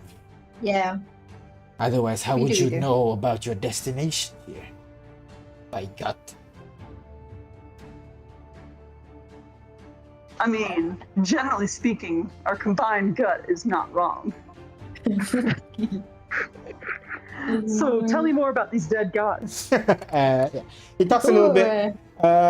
Basically, those dead gods are, well, they're not even sure if they're actually gods, but they are these massive creatures, kind of like similar to the size of, maybe massive, but not as massive as the beast from far beyond. Basically, the way he described it. And he talks about the city of Tunarath, where that's like the capital of Githyanki, and like they built a city on a god. In this case, he describes kind of like a 6-armed gods that was built into a city. There are multiple of those things scattered all over the world. Wait. Speaking of these gods here, gods there, do they describe all big carcasses out in this league as gods? Seems like it, yeah. But the way he describes it's the gods are much larger than the astral whale that you fought. Okay. Yeah. So what we would call islands back in our world, they call it gods here. Yeah. Well, mostly because it looks like a humanoid being. Okay, I see. But yeah, you continue. He teaches Kane about how to navigate in the astral sea. Occasionally, he would look at the carcass of the dragon, which you finish up and then pack up. He actually takes the time to like understand what he's seeing as well. Like, oh, okay, dragon. That's the inside, and kind of confirms what he learns and everything at the same time as well. And this. Could I take that chance to ask him? Has this ever happened, and if so, what is the proper way of dealing with it? Since I heard about the dragons being on loan from Tiamat. That's what they say. But if I'm being honest, I've never seen a dead dragon. This is new territory. I look forward to seeing what Tiamat would do to people such as yourself. Yay!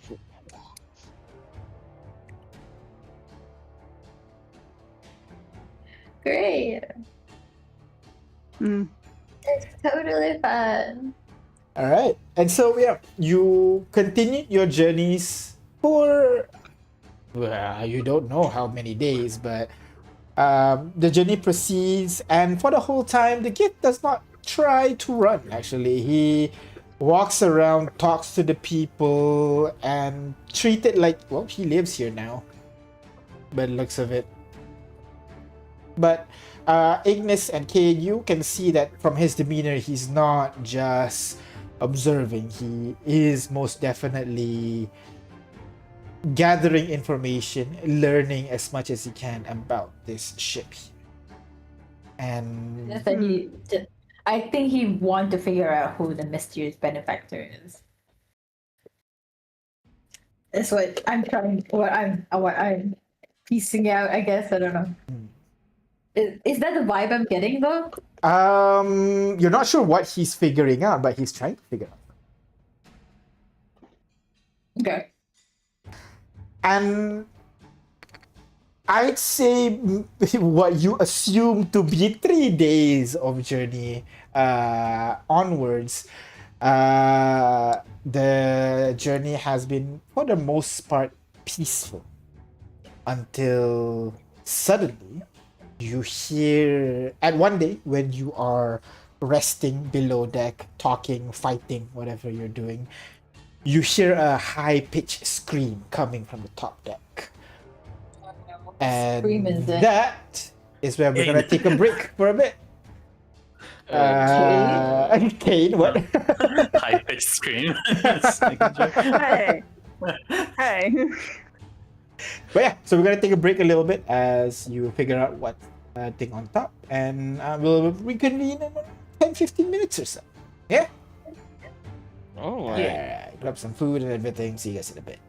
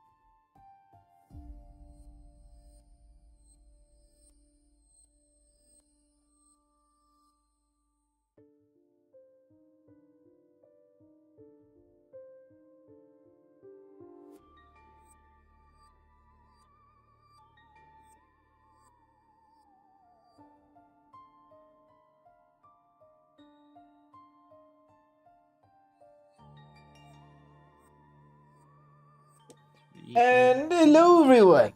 Welcome back. People are rolling their shit, getting their long rest done. Woohoo! Because as you guys continued on your no! journey, oh no, what? Oh no. No, because you said everybody long rested because implies that there's a Because you guys heard a scream coming from the top deck. Immediately, I'm Right. assuming all of you I rush forgot out to the top deck, right? Yeah. Yeah. So as all of you rush out to the top deck, you immediately see Chip running around screaming as a fish is chasing her from behind.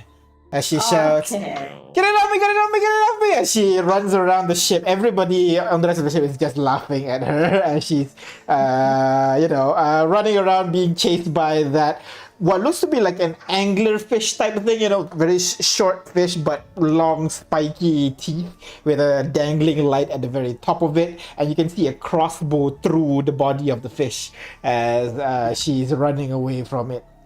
A crossbow bolt, sorry, is through the ship, and then there's like a thin rope that runs from the fish to a crossbow that's on the floor, basically.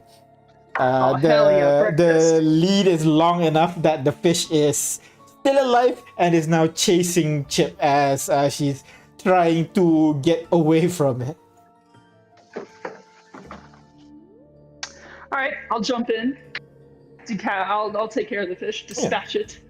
Easily enough, you chop it up. Is that it? Yeah, I mean, I'm mostly like sashimi it. Okay, all right. As Chip runs by you, you immediately just start dual blade sashimiing the thing, and by the end, she stops running, and served on the plate is this beautifully plated fish of angler fish plate, but like you can see the meat is not like white or red or orange like salmon. It's just this spectral kind of color that's constantly shifting the moment you move the plate around. Chip turns around. Oh my god, thank you. I didn't know fish can get so angry. What was it trying to do to you? I know it had big teeth and it was chasing me. I'm not gonna, hey, what, it bites me or something? I was probably just looking for its next meal. Speaking of meals, can we eat this? She looks at the, the other people, the other cultists. They all shrug. Oh no, I'm not the smart one here. Where's our guardsman? Where's the guy who knows everything? Yeah. Yes, it looks over. Is it Chum? Do we call it Chum? Jum. Jum? That's his name. And that's Kithrak Jum. Jum to you. Do we have to say Githrak every time we say your name? Of course. You don't see me going around asking people to call me Asim Arcane or anything. Like, it's just a lot. You keep the man and we call you Captain Kane. How is it different? Well, that's a title. That's different. Githrak is a title. Kithrak is a title as well. Damn it! You're losing the moral high ground here. I wasn't trying to use the moral high ground. I was trying to use the semantics high ground. It's different. It's a battleground I'm much weaker at. All right, so anglerfish, yes, no. He kind of looks at it and goes, I see. The flying torch. If you're feeling cold, go ahead. It will warm you up. Is it gonna set me on fire? Everything sounds so ominous with this Not guy. literally, but it will hurt. Ooh, Kitiara, and immediately takes one and She's fucking masochist. and goes ha hoo, hoo, ha ha ha. And she can like starts to blow, and you can see like cold frost start to appear on her mouth as she blows. This is better than your berry sickness. gets me to try it. You guys think anything's better than my berries. Anything is better than those berries. Oh my god. They're what keeps you alive. Yeah, and may we never find ourselves in such dire straits again. And as you take a bite, it You're is lucky you don't have to indeed. eat here. At first, it tastes like fish, basically a little bit sweet, and then has that umami flavor. And then suddenly, from the tip of your tongue, it starts to get hot, and then just kind of burns up your tongue a little bit. You do take 1 fire damage, but it's good. Yeah, it tastes like any other sashimi, but it has that kick to it, very kick, because you take But 1 damage. Here's the one real question. Do I take a 1 damage with every single bite, or do I just take the 1 and then I'm used to it? From the piece, basically. If you take another piece, then yeah. All right, anyone else want to try Another something? No thanks, I just long rested. I mean, if Alright, anyone for me. wants more, I can shoot more. No, I did an animation on the stream where whenever you take damage, your character would blink like in RPG. You take damage. Oh my god, I saw that. At the moment Kane said, "All right, more for me," Kane's character immediately starts blinking and he took damage. I'm like, lol. That's so All right, well, I'm gonna take another bite. There you go. Perfect. Oh my god. Can you I'm gonna continue eating this, and then throughout the conversation, you're just gonna see me blink and blink and blink. I mean, it's only right. I killed the thing. I gotta eat it. Yeah. You don't waste food.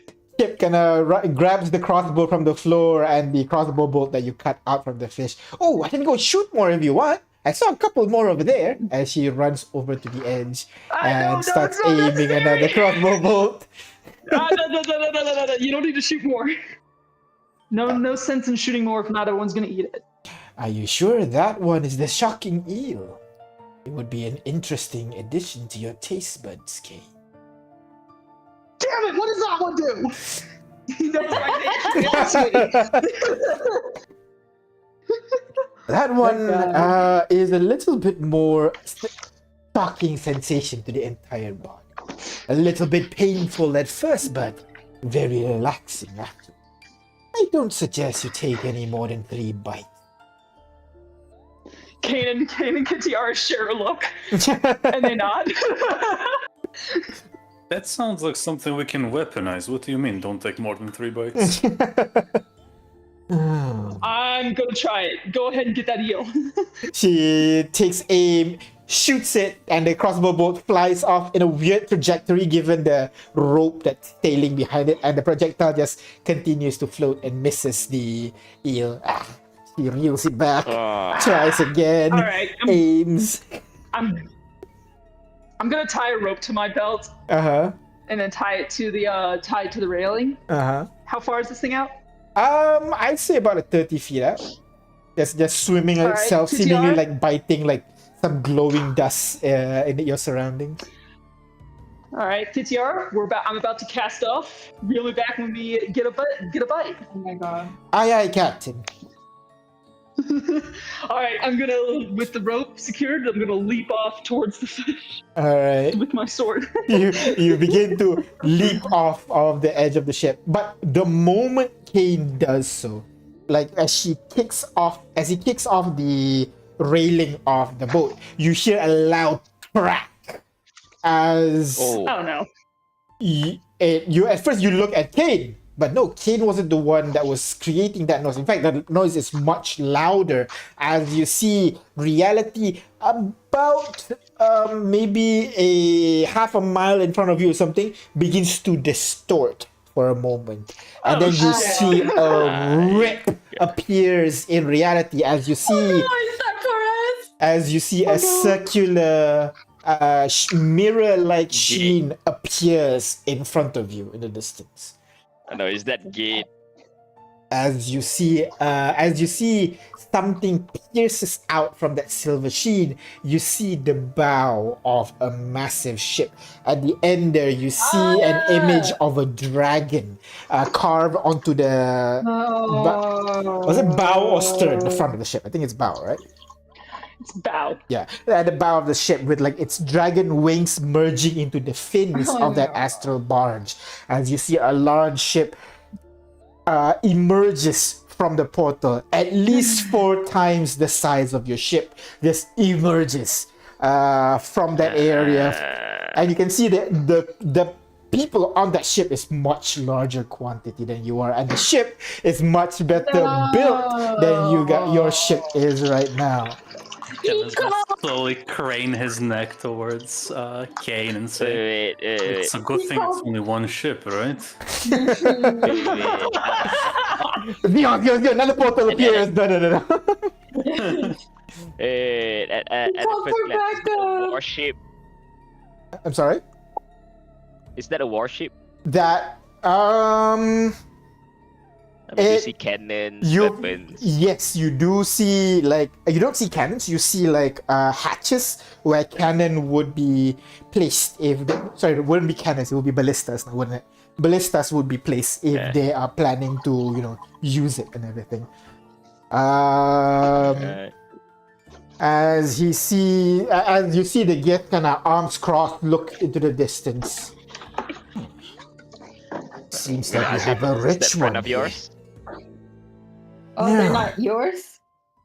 I don't think I ever even seen that design. As Kane and Ignis, both of you would notice blinking light on the ship.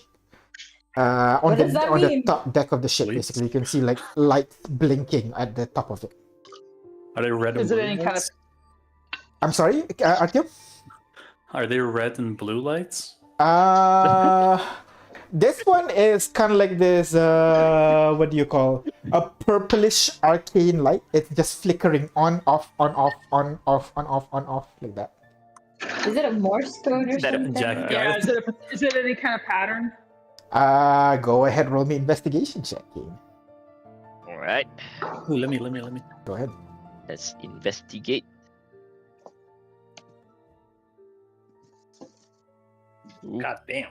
Damn, everybody knows that code apparently. What the hell? You ain't slick yet.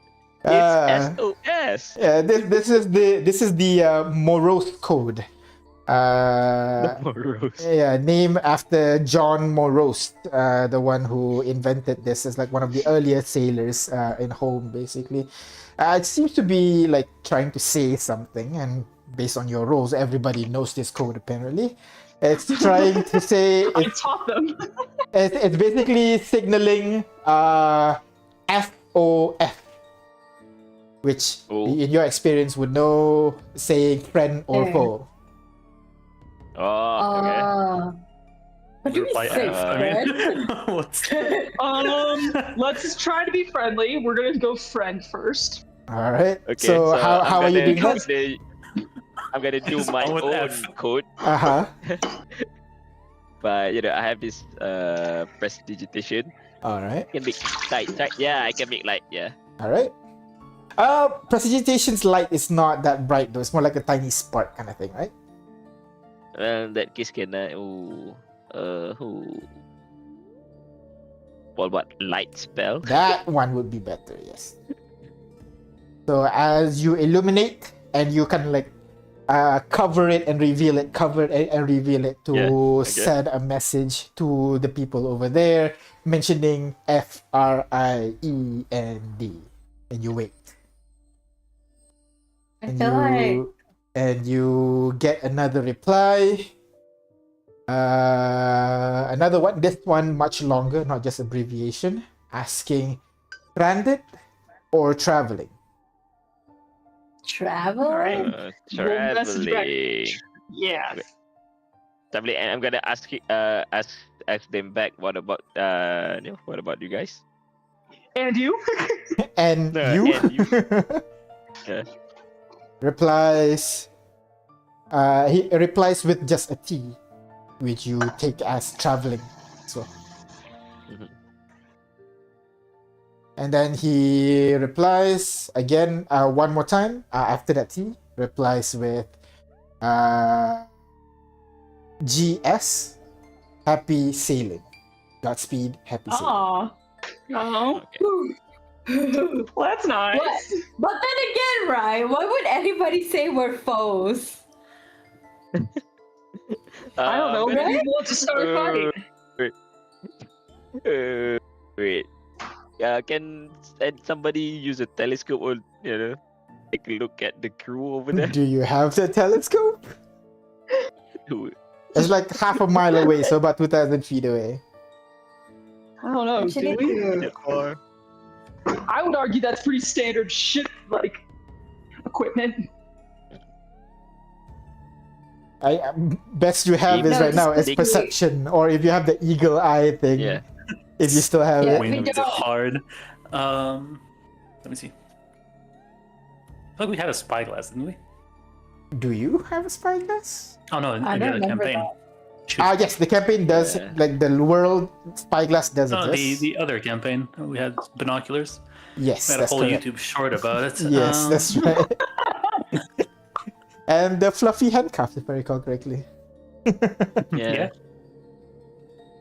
How Right. far are they? Well, Half a mile, so about 2,000 feet or so.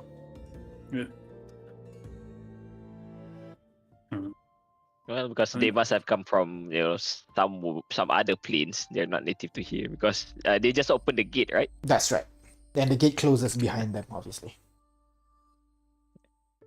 Well, It's Yeah, not then- known. I think DM was hoping we'd just blindly attack. Come on.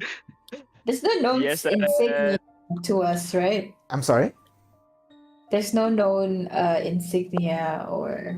Right now it's a little bit far. You can try to roll, but it's gonna be very hard. I'll try. Go ahead. Why am I we rolling? have truce. Perception. We have true side.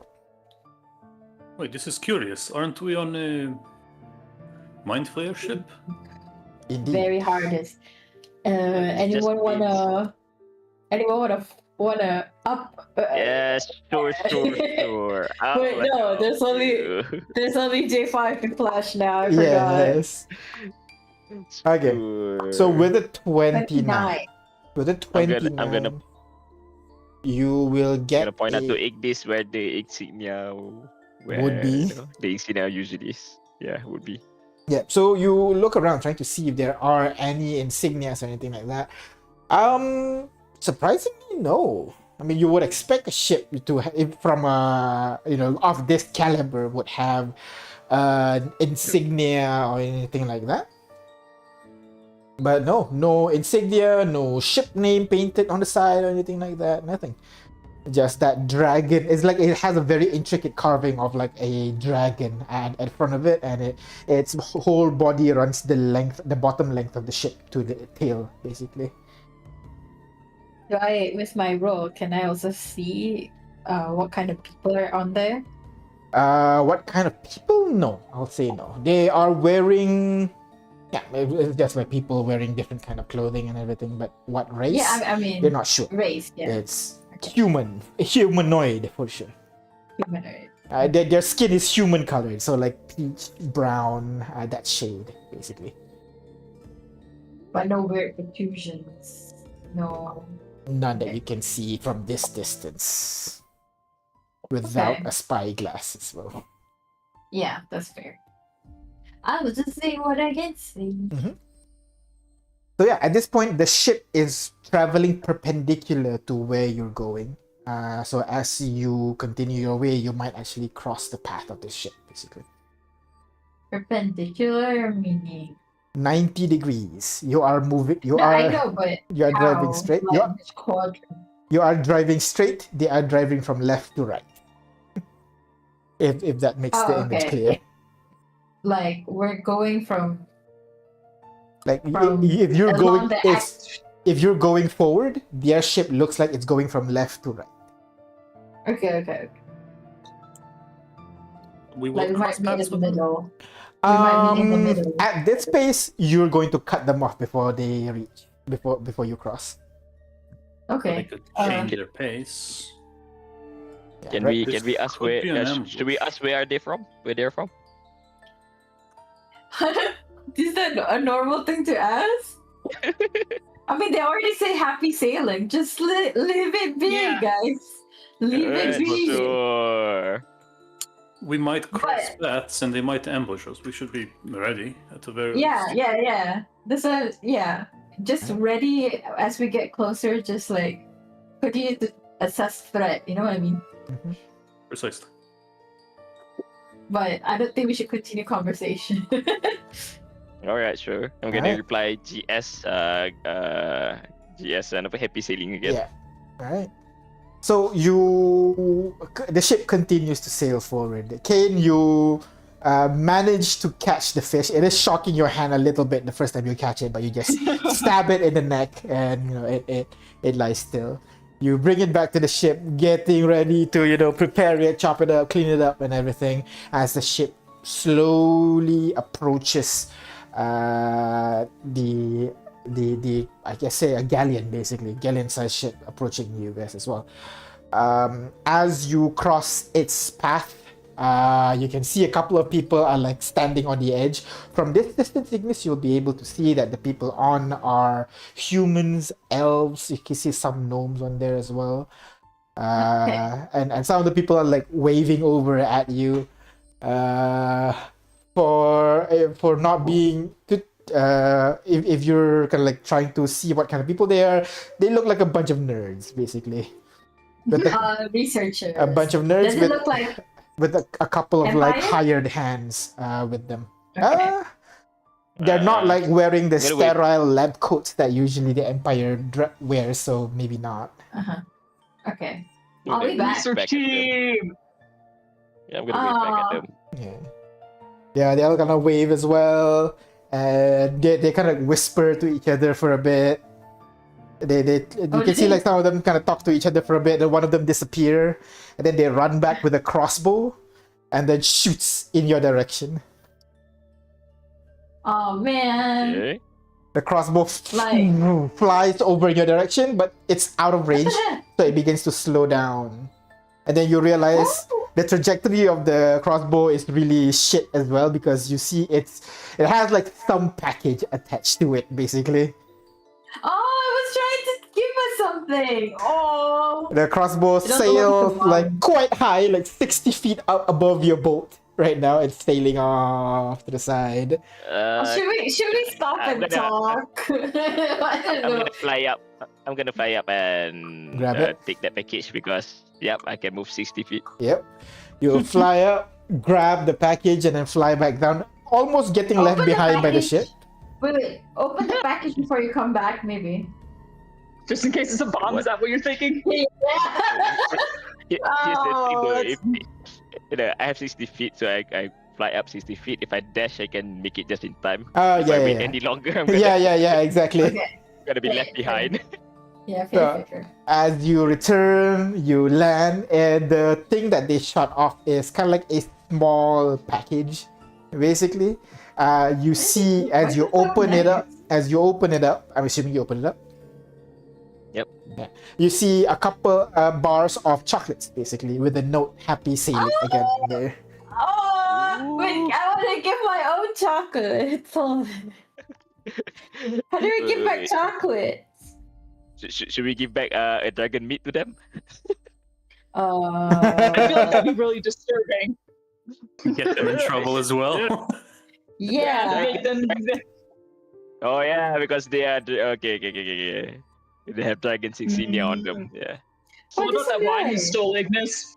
What about that wine you stole? Wine, yeah. Yeah. Wine. Give back the wine. One of the wines, right? All right. How far?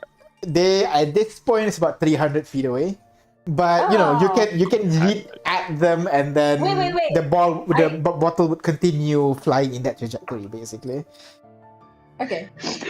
Wait. Smash cut to the ship where a bottle just flies out of nowhere and smashes into the mast. Wait. Do we have any rations to go with the wine? Like any cheese or apples?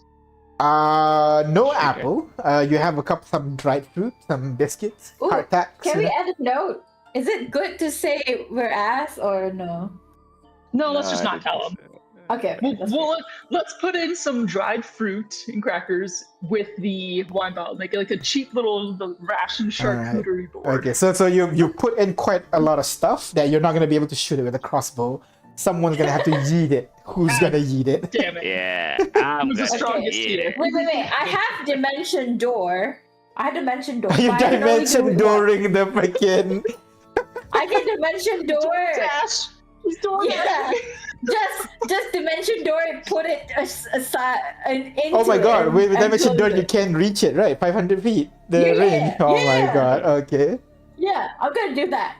All right. So as A you. door opens up in their deck. Yeah, basically, like a door opens up on their deck and they just see an arm just jutting out, like holding a small package in return. And I'll just say, and then I say this, it's like, thanks from on the other side. As you feel the weight taken away from your hands, you feel that they've grabbed the food, and you hear people like shouting, like laughing, shouting, and like can't believe that worked. And they all kind of like laughing at each other and like waving at you as well as they pass by. Aw. I wish you could talk. They're so nice. Who gives chocolate They're in on the a middle of the they're sea? on a That feels- mission though. The whole time, the I have a gift feeling, kind of just stares, look at this interaction. Enter. We don't normally get we don't usually have positive interactions. Nice. I know, right? I have a feeling they are from they are this one research place back in what do you call that? Shimon. What was the Farland name? Ending Institute. store. Yeah, Farland Institute. I think they're from there. Oh. Well, what does Because it- our guides have to say about the whole situation? Yeah, he doesn't say anything. He observes and takes in the information, unless if you say something. Does he want any chocolate? Yeah, I'll just ask. Yeah, sure. Let's go with that. Do you want any chocolates? He kind of looks at you weirdly. Wait, you never had chocolates before? Of I've been touching course, chocolate. of course I have. What are you implying? I don't know what you guys eat here. If you even eat it, so I'm just asking. You do know we travel to the prime material plane as well. Oh. No. No, I didn't know. That's why we're asking. Yeah. We're trying to be polite. He like massages his forehead again. It's not a slight on you. We're just trying to learn, you know. Yeah, man. we rarely travel extraplanar. So Even just if like you you're do learning about everything here, we're learning about you too. even if you do not travel, I expected the education from the world on the other side would be much better than. Oh, I couldn't afford education. Is it not compulsory for all the citizens? What am I saying? Of course it is. You mortal ones no. can be greedy. Oh, I agree.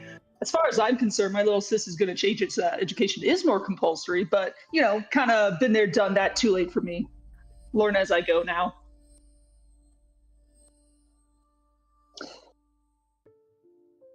Yeah, so you seem like you had some thoughts about the whole interaction there. What would you have done? I would have destroyed their ship before they got a chance to interact. What? Why? You could never Why? know if they've been lying to you this whole time. What if the food they provided were laced with poison? It could have destroyed your ship and your crew in an instant. That's Well, fair. that's what we got a healer for. Yeah, I can't actually purify poison and disease. That's Oh, not shit, you can't? No, that's like a druid thing.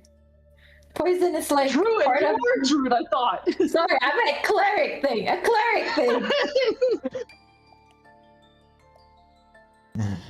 Damn, so, wait, so all that time I ate stuff thinking you could heal me, you couldn't? I could heal you. I can't prevent you from being poisoned. If you're poisoned, I can heal you, but I can't stop you from being poisoned. You know what I mean? Ah, I see. So, Kane eats a piece of chocolate. oh my god! The chocolate is Hallucination. surprisingly good, actually. It has like very rich in terms of that chocolatey flavor and very creamy as well with the milk that's in it.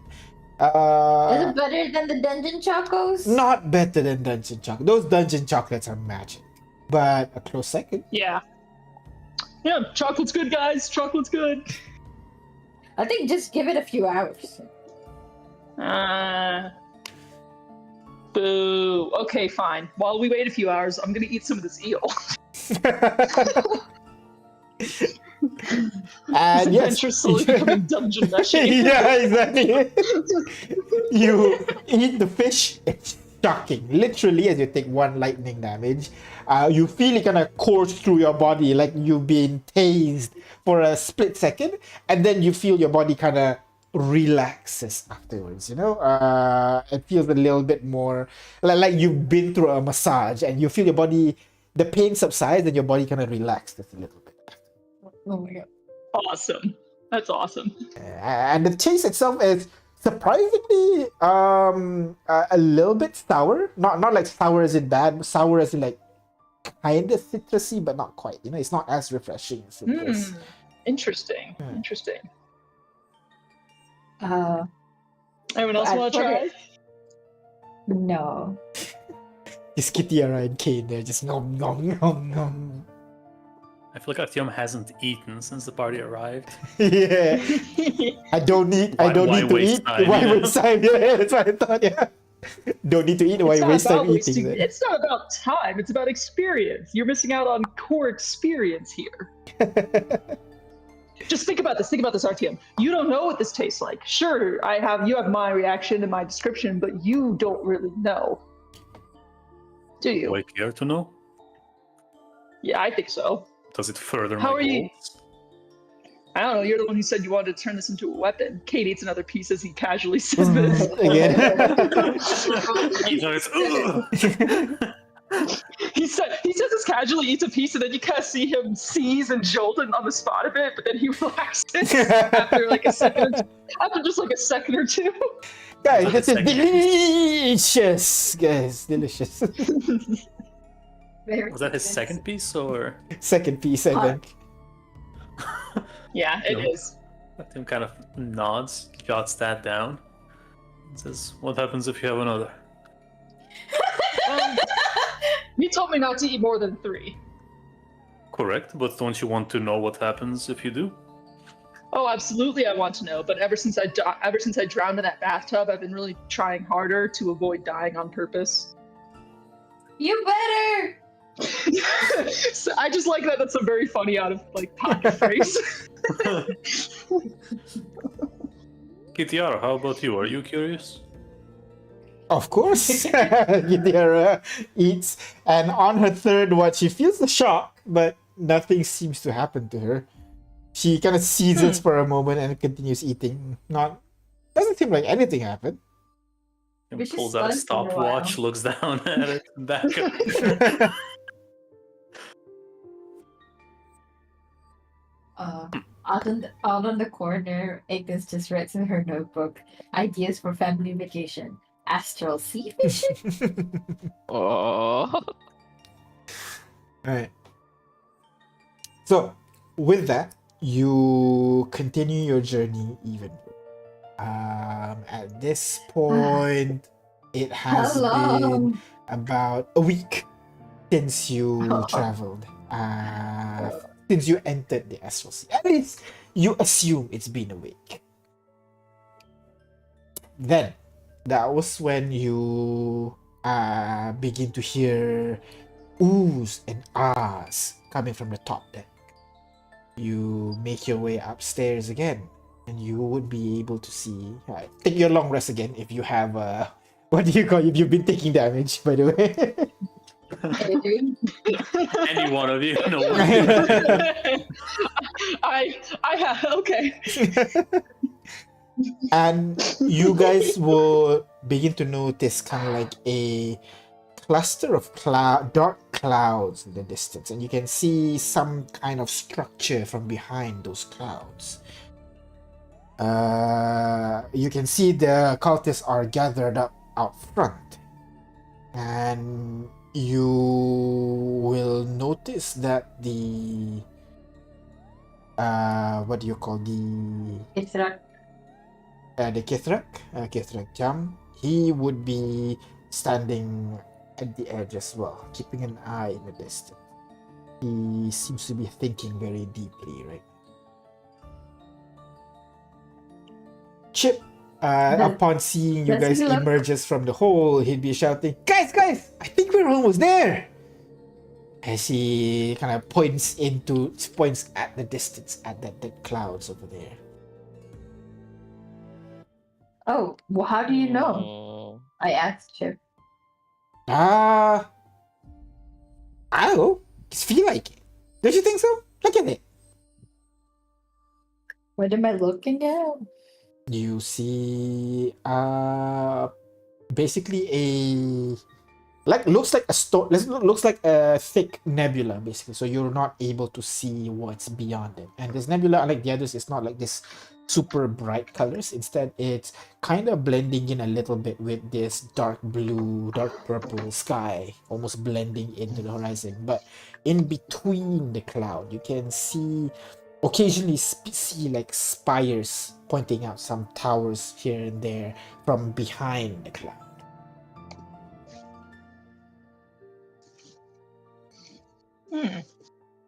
So, are we here? I don't know. You tell me. Oh, fuck. Hey. Where's the... I don't know. I can't tell you. I've never been here before, dude. I don't live here. Clearly. He turns Yeah. to look at the cloud again, and What's he thinking? Like, how does he look? Does he look worried or does he not worried, more curious? not curious as well. More determined, I guess. His brows a little bit furrowed, his lips pursed, his body kind of tense a little bit. Oh. Any for your thoughts? He looks to the side, look at you, Ignis. My thoughts would cost more. Okay. Now, you know, that's just Okay. your passion, right? Big spender.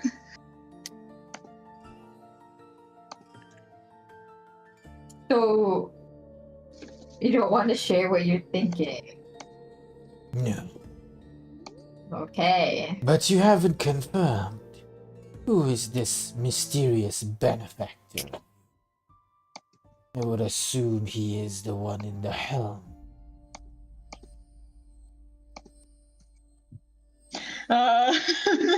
Does J I mean, does clear. J5 want to? Yeah, I mean, he hasn't met him though. Remember, because Yeah. yeah. So I mean, it's pretty Anyway. clear to him that it's the one in the house because he's the only one who hasn't like come out, and he's been with us for like a week-ish, a few days at least. But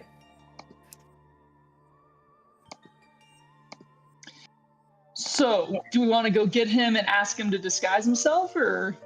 no, I think it's just I don't think we need to show him. Just tell like a brief description, not of his face, but just that that he's the leader of this religious group. True, we could do that.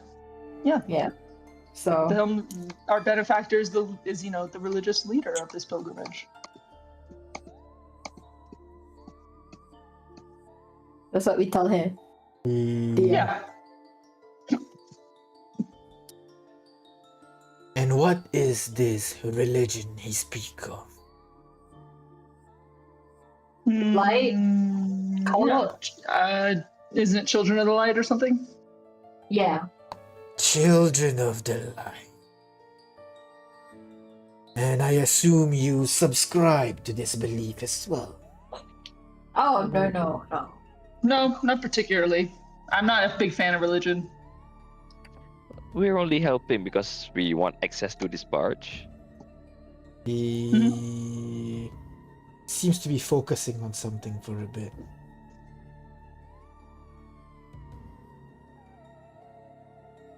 And then you begin to And- We should be worried about. hear a If only someone voice can detect within your thoughts. heads.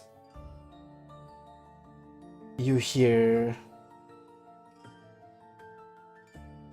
I believe we are headed to an old illithid fortress. Oh no. If you choose to no! continue on this path, I cannot guarantee what will happen to you. Wait, who's Is talking? this- I is thought this it was the one in his... Talking? Yeah. It's him. It's not physically talking. It's in your heads, right?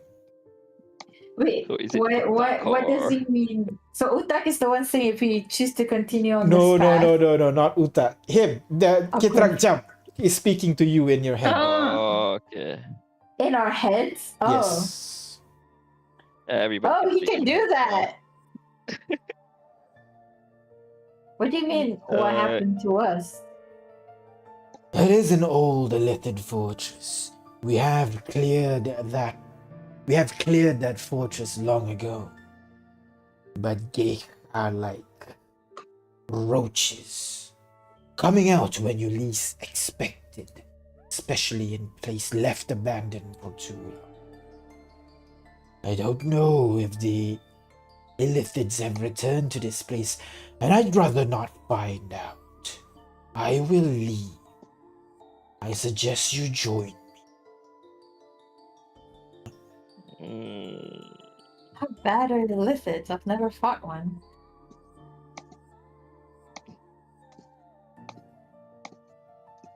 I've never either.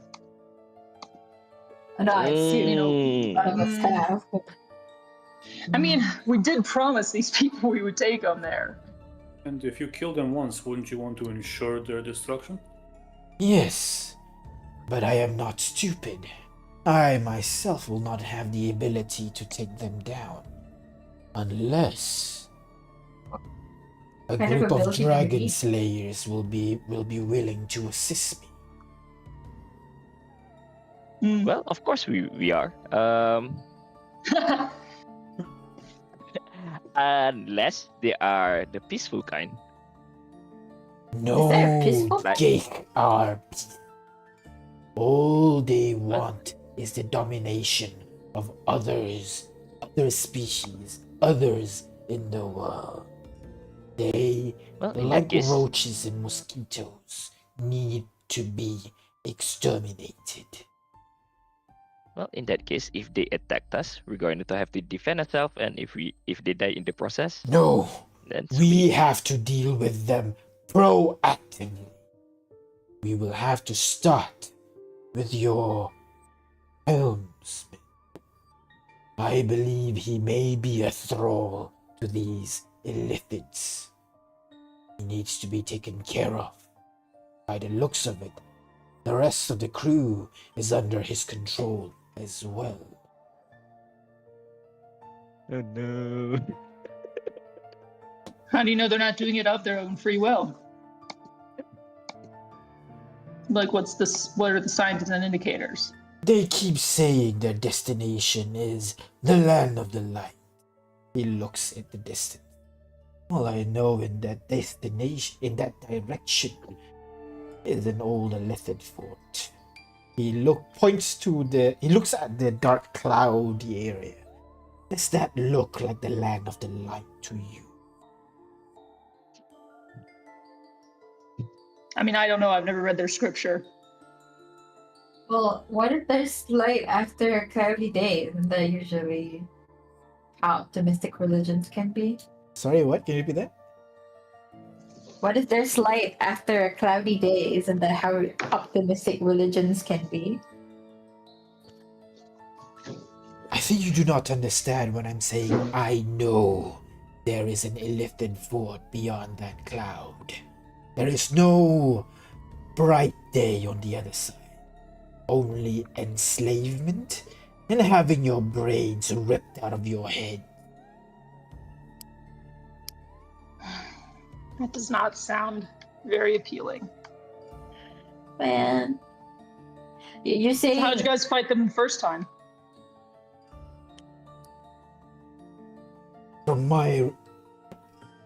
According to my understanding, a group was sent out here with a flight of dragons to siege the location. From what I understand, it took 3 months siege before the Illithids decide to come out, and we burned the entire place to the ground. why did they decide to come out? They don't need food or drink. Or I could sleep. not say, but we were able to force their hands. I have the feeling they do not believe the land is safe for them to stay anymore.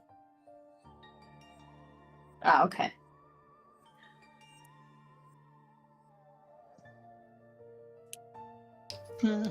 Decide Well, or perish with the rest. well, dang. I was kind of hoping this would be a really smooth handover. Now keeps getting complicated. What do y'all And think? Do you nothing think has this ever- is? Shouldn't we talk to Uta? Well, I think I already know what he's going to say. He's going to talk about how no, that's not it. Just like the last time Yeah. we confronted him. Yep.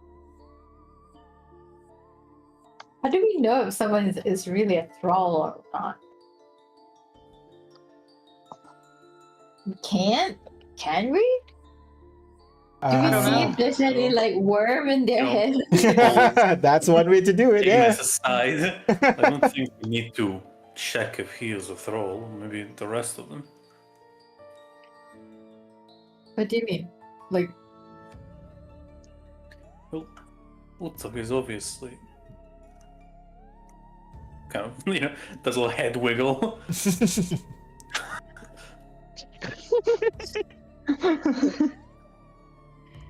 so Maybe we should test the other ones. how? I mean, How do we? other than how do- asking, what else? How do we test? You know what I mean? Is there any kind of magical interference with this sort of thrall? Is it physiological, magical? Turning a creature into troll, that often requires... There are 2 levels to thralldom. Be it someone forced to serve via psionic interference, or having a tadpole implanted with. Okay. So psionic interference or tadpole. Tadpoles we would check for, but it'd be in their brain, right? So ripping open their brain would probably kill them. Yeah. So psionic interference, is there a way to test for that? It's, if I'm understanding the terminology right, it's not a magical thing. He shakes his Is head. it? All right, thought not. Okay. So, I don't know. Science guys, is there any way to detect those sorts of things? Okay. Well, if it's a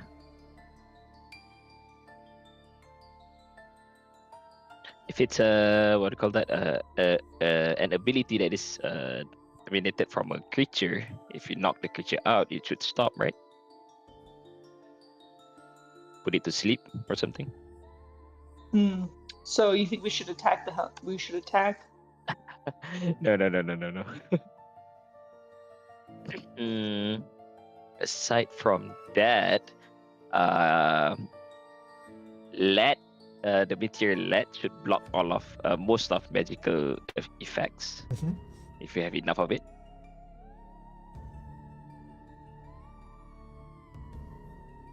But it's not magic? Psionic interference is not magic. Is it? magical effect is an effect. It's not magic, right? Yeah. Is Okay. it? Yeah. Yeah. Lead should interfere with almost all magical effects, basically, including psionic sources. But okay, basically, like psionic is the tool, the result is magic. Psionic abilities are not magical, but they can be used to produce magical effect. Magical effects. It's like rust. Rust is not magic, but it can be used to produce magical effects, right? And yes, No, yes.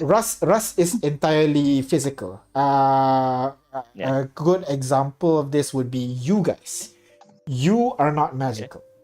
You wave your hand in a certain pattern, you produce I magical like to effect. think we are. Okay. An example, you know.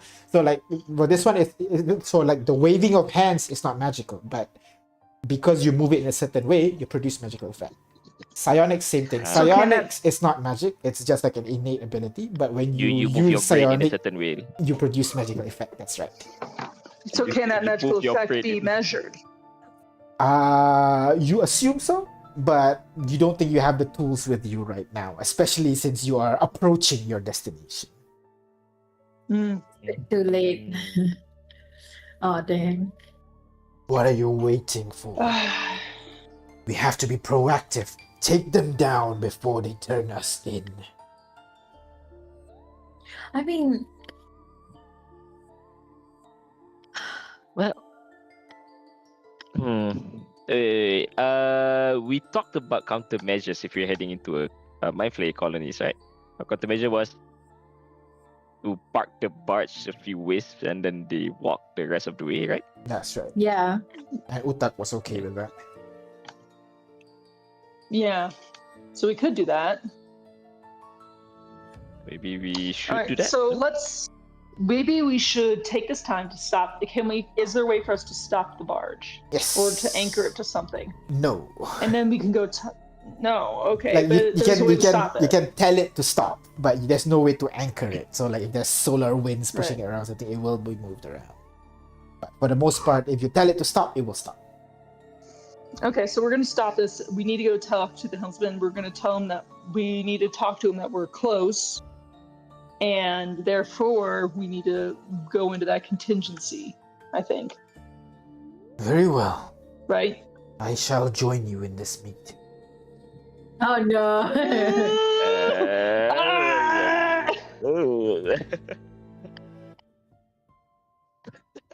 Can you be You civilized? don't have it. If you wish to have Yeah. if you wish to talk countermeasures against Gate, I should be there. I think among us, I have the most experience with such creatures. Experience, sure, but you're also a little trigger happy and not super mature, my dude. Mature. There is nothing to think Yeah. of regarding illithids. They need to be destroyed wherever we find. Okay, yeah. You Do know you- what? Where we're from, Do you dragons get let destroyed no roach? matter what. Do you let roaches live as you go? When you I mean, see them yeah, in your sometimes. home, Disturb us. he kind of like Yeah, there wasn't really much of a choice. widens his eyes. Like, inconceivable. Yeah, well, sorry, not all of us had great pest control growing up. Look, where we're from, dragons are seen as abominable beasts. So the fact that you work with and use them could be seen as an aberration to some people. And the same thing can be think Inconceivable. of these gay. Now, will you take them down? If you let them talk to you, they will only corrupt your mind, make you do what they wish. Like how you're trying to make us do what you wish? No, Oh. I am conversing. Yeah. Them, I cannot guarantee. I don't know. Well, in truth, this unit has some reservations about the mind flayers because we do know that they are hostile creatures. Yeah. And if we are heading into a colony of them, just like what was his name again? Utak. No, Jump. Utak. Chum. Jump. Jump. Yeah. Keep Yeah. that jump here. Say it's gonna be very dangerous for us. Right. I'm not opposed to talking about us enacting the contingency plan and having them, hoof their happy asses the rest of the way. And I'm not necessarily opposed even for him, coming into the room and talking amicably. I'm concerned that he's going to be fight on sight. Yeah, it's going to attack. Yeah. So, we will happily allow you into the room to discuss the contingency plans. We would love to have your expertise. However, this is going to be a civil conversation.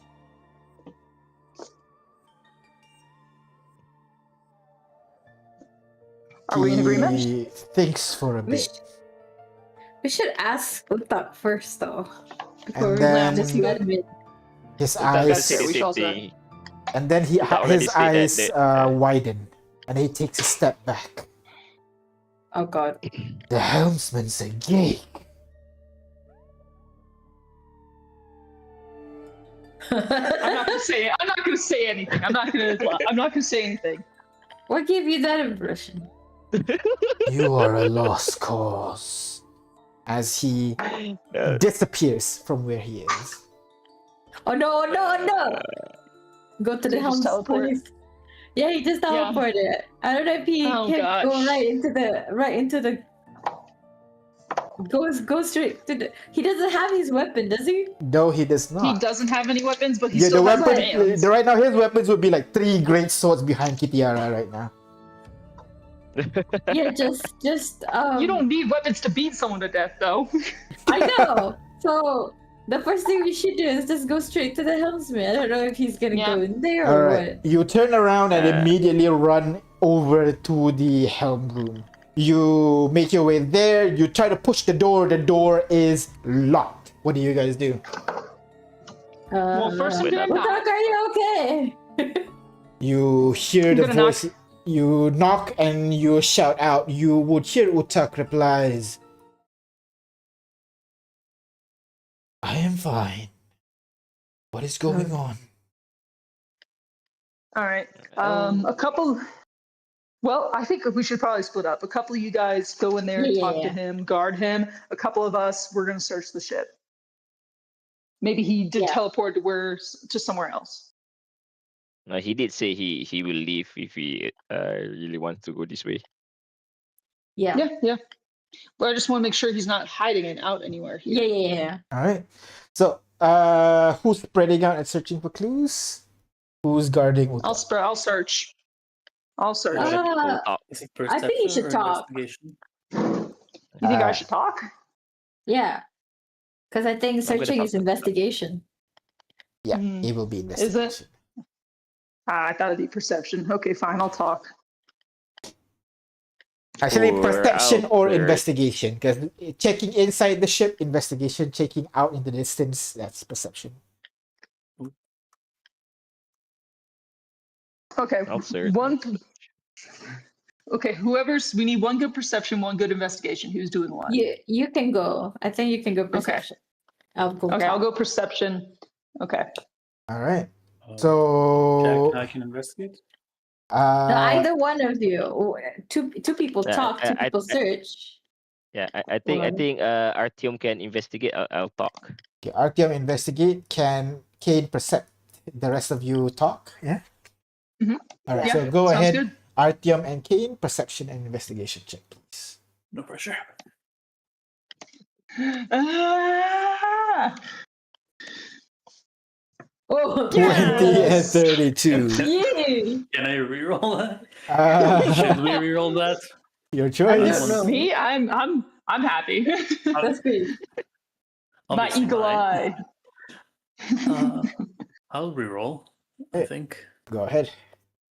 Yikes. All right. You should give it plus Oh my 5, dude. God. I'll reroll again. Yeah, why With else? what? Yes, With you are what? fated inspiration. Oh. Why would you be good? I'm assuming the first one would be, you're a smart man, you investigate shit all the time, so that's fine. Why else would you be able to be good at, finding people hiding and everything?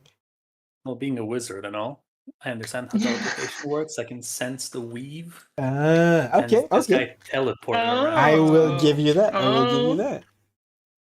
Watch us get a 1 now. Just +5 it, you dude. Oh my god. There you go. There you go. There you go. There you go. There you go. There you go. There you go. All right. So, Kane and Artyom, you try to find where this guy is. Artyom, you look around the ship, trying to see if the weave is pointing a certain direction. Kane, you're keeping your eyes peeled in the distance, try to see if he's teleported somewhere in the astral sea and is slowly flying away or something like that. While they are looking, J5, Ignis, what are you guys doing? Gonna Talking? talk to Utak about our contingency. Uh-huh. We know our destination is, or what our destination is. Please come in. Hey, Utak. As you hear it unlocks, the door unlocks. I make sure no one invisible followed us behind. Gotcha. No one invisible is following you. He looks at you and asks, seems like our guest has been trouble. Well, not exactly. But he did mention that we are heading straight into an old money player colony. Is that so? You don't know? Yes. He kind of closes his eyes for a bit, seemingly focusing on something. And he opens his eyes a little bit. Nothing in my senses says that, but perhaps we are still too far away. How far does your senses go? From my readings, an elder brain would be able to send its signals within, I recall, 5 miles away. We At the don't know how moment, far that. I do not feel any tendrils reaching into my mind. Okay, I am gonna insight that. Go Just ahead. because. Maths. Okay. I should bookmark my insight, but I can't. You can't drag it into your hotbar? I'm sure you can. No, I cannot. Oh, okay. All right. So with your 20, you can see that he seems to be telling the truth. It's a little bit hard to figure out because tentacle face and everything. You're not sure reading tentacle face, but he's not like speaking in riddles, trying to avoid saying the direct thing. He is saying that.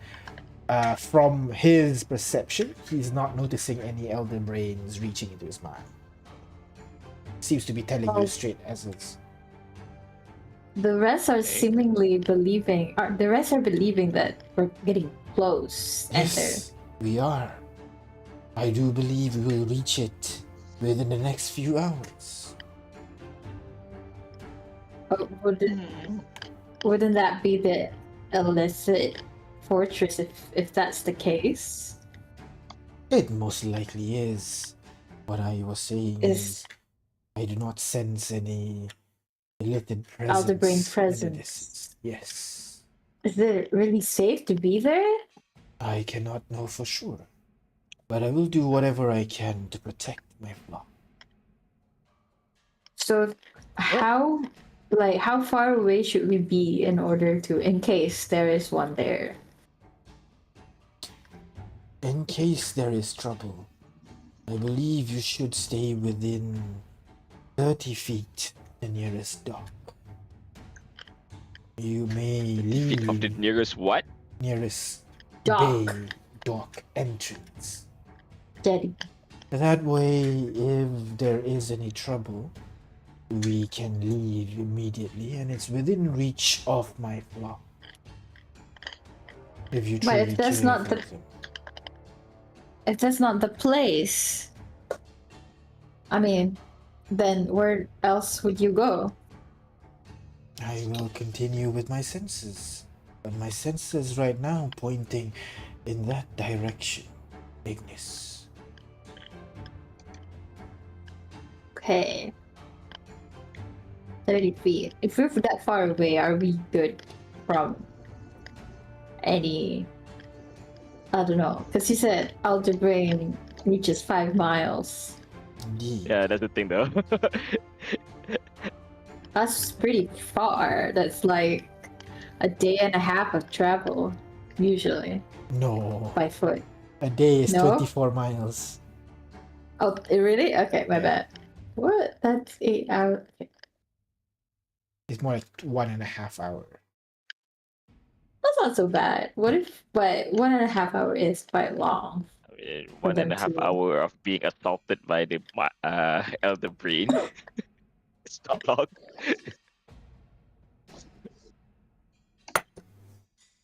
Mm. While you guys are discussing Um, this, we'll move back over to the investigators. Kane, you tried looking around, but you Yeah. do not see any signs of this guy. But you can hear kind of like an energy burst almost coming from below the ship. Artyom as well, you don't find him within the ship, but looking at the weave, you realize that he's not teleported inside the ship. He's teleported under the ship.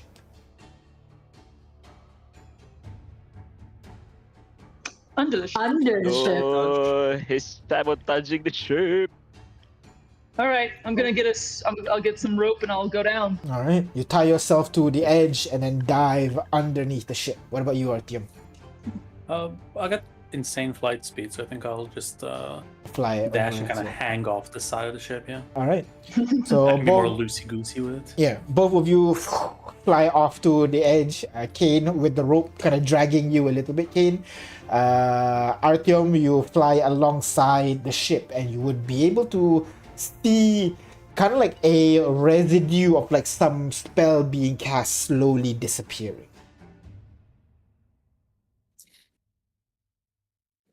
What spell? Misty step. No miss, so you can't be sure if it's Misty Step. I'll If you cast detect detect, if you cast detect, actually identify, I'll give you. I'll let you know what it is.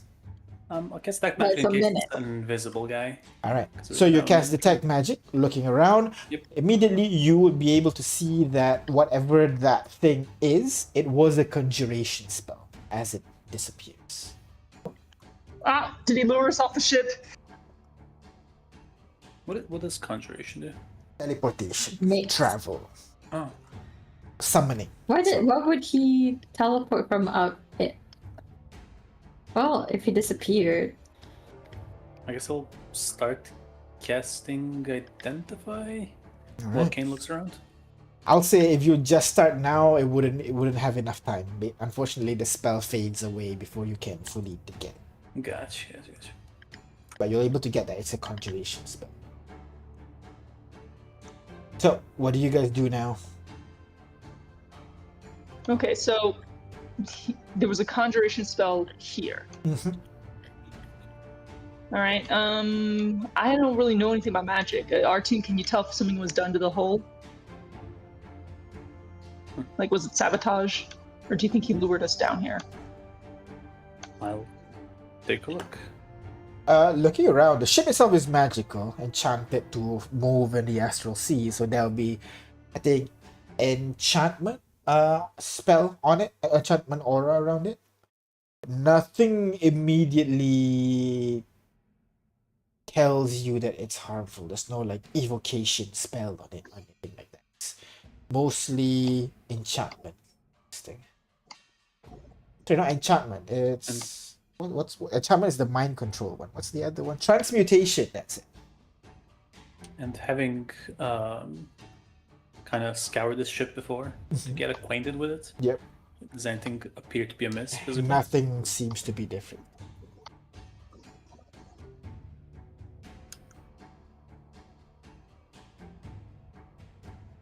He just disappeared. Where? I don't know. I guess we just gotta keep looking. If he disappeared, maybe he has a range. Because why disappear underneath the boat? All right, I guess we'll start our search anew if we can't find any evidence here where he was. All right. So you continue looking around a little bit, which brings us back into the room J5 and 8. What is your plan? I do not plan to let my followers swim through the astral sea that far protected. Yeah, no, that's fair. If you wish to join us, I would extend my protection to you as well. If you worry. What do you mean extend protection? How do you protect? I have been protecting people near me from any mental effects that may be assaulting them. I asked if I could join you was so that I can extend the protection to you as well. How can would that look like? I can give you Do we need- resistance to psychic damage. No, I know, but how would that look like? Do we need to do anything, or you know what I mean? No, I need Like- to be within 30 feet of you. Unfortunately, my connection to you is less strong compared to my connection with my flock. Of course. Well, here's the thing. We have our other matters to attend to over here, and as per our agreement, we just send you to your pilgrimage, and we'll be off on our way, right? But here's where the complication lies, because we cannot afford to have a confrontation with the denizens of this place, especially one that does not pertain to our actual goal, because we want to conserve our resources. I understand. That is why if you wish to not join us into the land of the light, then at the very least you will drop us at its doorstep. Telling my flocks to travel through the astral sea at such a distance without you escorting us will only bring us harm. Yeah, no, I agree. What we could do is we could dock, leave them there, and then be on our way. Just stay within 5 miles of the place. Could you send us messages or something once you're safe? Check. If not, I could contact you or Chip, I guess. Like, we'll be within the vicinity in case anything bad happens. If you are 5 miles away, I will not be able to reach you at such a distance. What about spells? Like, sending? I do not have access to such spells. Okay, that's alright. I can message you. We just need to have like an agreed time.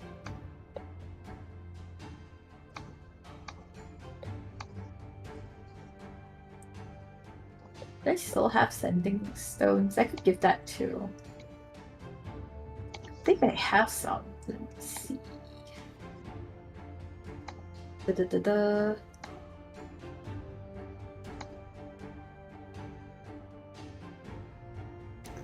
So while you're thinking, Kane and also Artyom, you return from your secondary check around the place.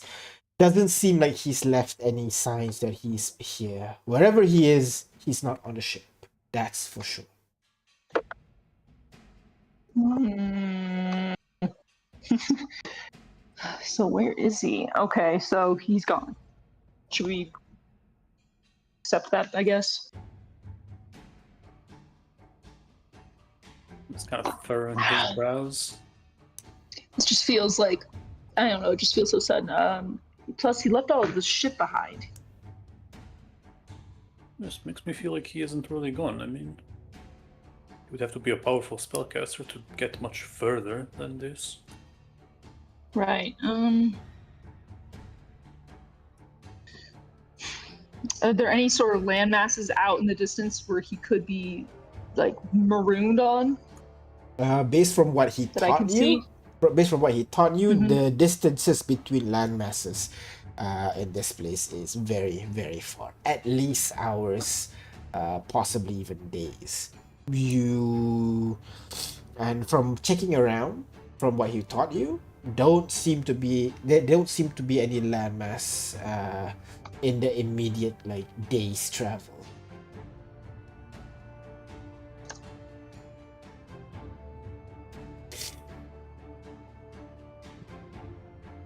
So he has to be on the ship somewhere. We just can't find him for some reason. I was hoping the detect magic would pick him up if he turned invisible, but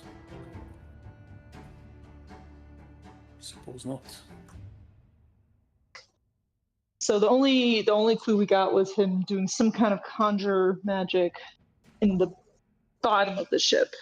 Have we checked below decks too? Yes, you've checked every DM, inch where? of you've Okay. checked every inch of the ship. Don't seem to be unless if he's invisible. No, even if he's invisible, Kane, you would have seen him. You do not. Yeah. Hypothetical. Hmm. If he was like hanging on the side of the ship when he cast teleportation magic, right? From where he was hanging, can we see like what's it called? Into the ship? Is there like a small hole that he might have teleported through? Oh, so you look back at the ship and then try to find if he like looked through a hole to teleport underneath, is it? Yeah.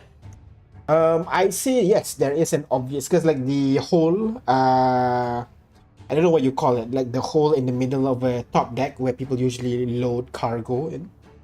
That one is clear, obviously open. The pieces are kind of like scattered on the side, so you never really properly close it. So there is a direct line of vision to the lower deck, but you have checked the lower deck, top deck. The only room you haven't checked properly is the helm room, but that's where Ignis and J5 is. Right. They better not be in there. Mm-hmm.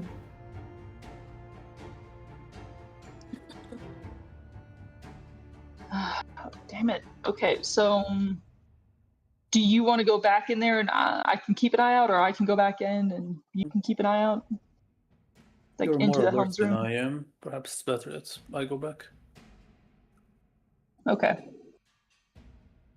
Good luck to you. Righto.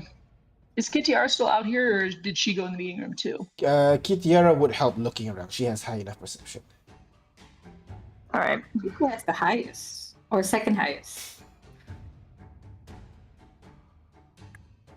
I don't know. Who has it? Probably you. I think Kane has the highest. Ignis and Kitiara might be second, I think. I think Kitiara is second, Ignis is third. Nope. Ignis is second, Kitiara is third. Wait, really? I thought her bonus is higher than mine. No. What would it be? I have 11. I have plus 11. She has 7. Oh. Wait, I thought she has expertise. Perception. Because I remember she rolled high last time, so I was like, damn. That's weird. Yeah, I don't know why it doesn't have expertise here. That's weird. I thought she did, but apparently not. Well, we'll stay out and we'll keep percepting. All right. Just keep percepting. So, Artyom, you return into the room with Utak, Ignis, and J5. I guess They're I still still. have detect magic if something along the way gets picked up. Yep. I mean, the closer you approach the room, the stronger the what's the spell school again? Aura? Transmutation Oh. aura is, but for the most part, nothing catches your eye. Just so you know that detect magic won't pick up invisibility. Yeah. Won't it? No, because it will only show aura around objects that you can see. Really? Can see. How interesting. Like you focus on mean, an object I- and then you I- can see an aura around it. Yeah. I can see invisible people though. Yeah. So we should have to worry about that. That's right. Unless Utak is not Utak and it's actually this going all along. He managed to put on makeup this whole time very quickly. Got into our Don't know why. calamari stash and well, I have no means of detecting him then, so I'll Alright. just or no apparent means anyway, so I'll just mosey on back to the office. Alright. Museum. We are approaching the destination. Now is the time to decide what you wish to do. I do wish you would be able to escort us to wherever we need to go. Well, is J5 there? I'm here. Jack might be. Okay. Well, I got a pair of sending stones to spare. I could give one to them. We can stay at the docks. In case trouble happens, they can message us. If all is good, then we can leave.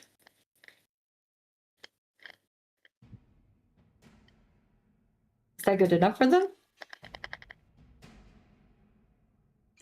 Or is it better that we follow them if, like, Utak has protection anyway? If you ask me, of Wait, course this I is- wish for you to join us. Sorry, Well, go on, this is J5. between players. Mhm. Between Yeah. players. We agreed that we don't care for what happens to them, right? Because it's their choice. Okay. If they get cornered by a colony of mind flayers, we're just gonna leave anyways. We're not gonna save them, right? Really? Okay. I guess. Yeah, because if we want to stop them, we should have stopped them days before, right? Yeah. It's their choice. They make informed decision on what they want to do, and that's that. Yeah, I guess so. Yeah, so we should just drop them and then leave. We shouldn't, just stay and wait. But shouldn't we actually at least let them confirm that this is the place? Because, like, once the thing is like confirmed, then our job is considered done, isn't it? Okay, sure. We can do that. So, what we could do is just we stay nearby, provide them with the means of contact. That once it's good, we go. If not, then we'll still be there to rescue them, essentially.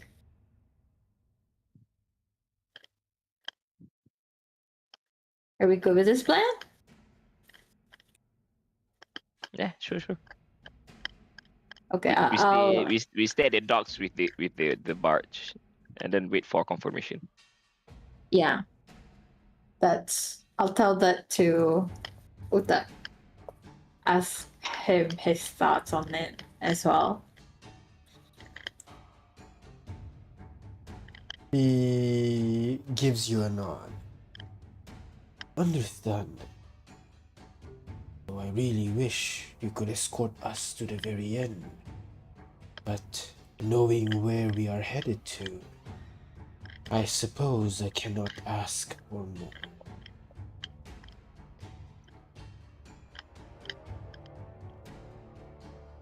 Well, then we are in agreement then. Let's get everybody prepared for disembark. We're going to reach in a few hours, right? But how would you know that that's the place? You you land there and like, yep, this is it. Is that how it goes? Yes, I believe so. Okay.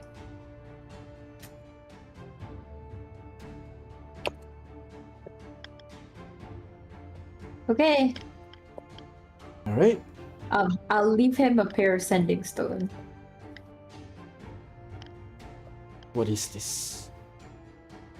Oh, just you can send me messages to confirm that you're all fine. Since you said you can't talk to us from far away, right?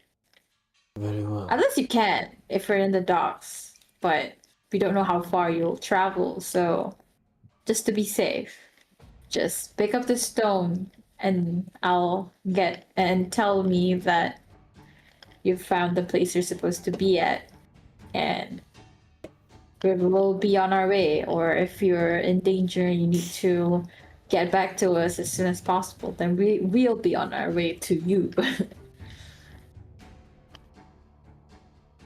He looks at the stone, grasp it.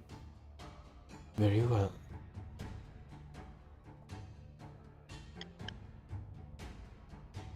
He turns to look ahead. You may begin your preparation. We will arrive soon. In a few hours? She nods. Okay. Goes outside.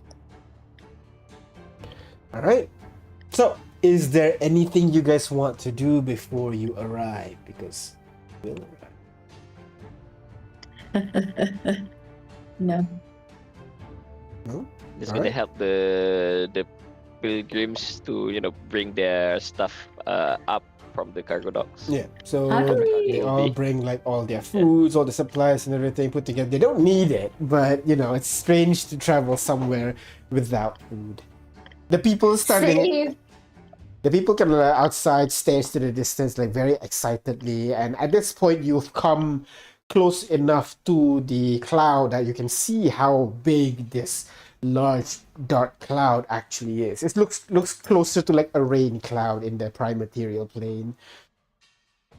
And as you get closer and closer, you feel the ship begin to turn around the destination and begins to encircle it for a bit. Almost as if Question. Utak is confirming. Yes. How many are there in our party? There's 6, 7 of us? 5 of you. 5. 6, including Temu. I was about Yeah. to ask it. Okay, I'll choose the 6 of us. Uh-huh. I'll choose. You said it was Chippy was the name? Chip. Yes, Chip. Check. Chip. Okay. Is there any other notable person around? And that's not Utak specifically. No, the notable one is just Chip, I guess, because she's the talkative one. The others are kind of weirdos. Right. Well, I guess I'll use the spell suboptimally, but Okay. I'll prepare to ritual cast. Rary's telepathic bond, Ah. Oh, which Nice. honestly I should be using all the time. Yeah, because it's I just ritual. don't- it's a ritual. Yeah. So I'll create a connection between all of us. Uh-huh. Is there a range for the telepathic bond? No. No, Oh. any distance is set. As long as Right. within the same plane, I'm assuming. Yeah. Yeah. So I'll create between us just in case anything goes wrong. All right. We have the means of talking to one another. Gotcha. I would include Utak, but I don't fully trust him, so Gotcha. here we are. All right. Well, I gave them my sending stone for no reason. Take it back. No, it lasts an hour anyway. Like Chip would be like, "Oh my God, really? I can talk to your mind? That is amazing!" And just begins talking your ear off as Have you seen that place? It looks really cool. Are you gonna join us? I really hope you can join us. Young Oh, uses no. the ninth level spell slot to tune her out. intelligent fortress or something. But as the ship completes one clockwise rotation around the fortress, you weave in and out of this gray cloud that covering the fortress. And at some point, when you almost complete the one full turn, you're able to see the full visage of this fort itself. It is a large, oh, I'd say fort, but it might be closer to like a floating small city with walls and buildings made from this dark stone material. You can also see what looks to be what do you call? You can also see what looks to be like a motif of kind of like a nautilus kind of motif with spikes protruding on various directions of the actual building itself. You can also see signs of an old battle that used to be here, because there are claw marks, there are burn marks, craters on various parts of the building itself. This place looks totally abandoned, like no one's been here for centuries maybe. The only reason it's still standing as it is because there's no wind, there's not much weather, and there is no plants and vegetation to grow on top of these buildings, basically.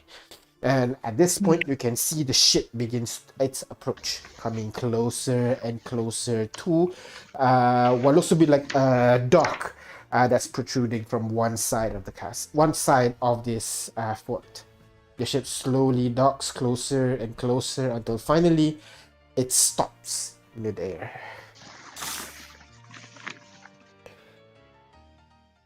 So you begin to see what you call the people kind of put out the gangplank, connecting the ship to the edge. They begin to tie ropes to the dock as well, making that it is connected to the ship so that it doesn't move around. People start carrying all their stuff up onto the dock as Utak leaves the helm room finally after 1 week of travel, as he walks over towards you. He turns over to you and says, "I guess this is goodbye." You're absolutely sure this place is it? He looks up, sees this menacing looking fortress, but you can see there's like a gleam of wonder in his eye that, that's not not on you guys, but is on the eyes of every single one of his followers. As he turns, "Yes, it is." Okay. All right. Well, have a fun ascendancy. He gives you a nod.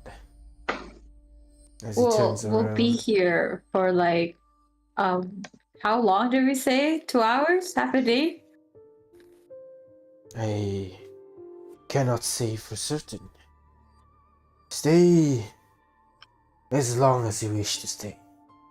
And once again, are you sure you won't join us inside?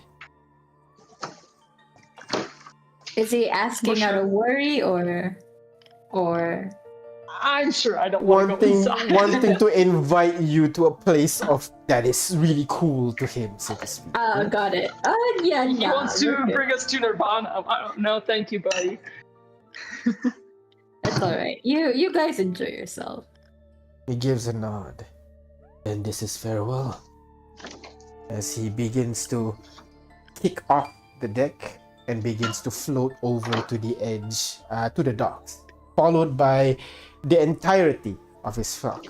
"Oh my god, are you sure you're not gonna join us? One last chance, come on!" No, thanks. You can have all of eternal bliss to yourself. Okay.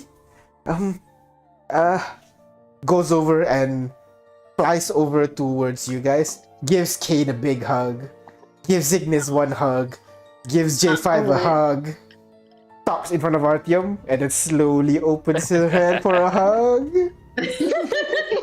He rolls his eyes and then does look at it.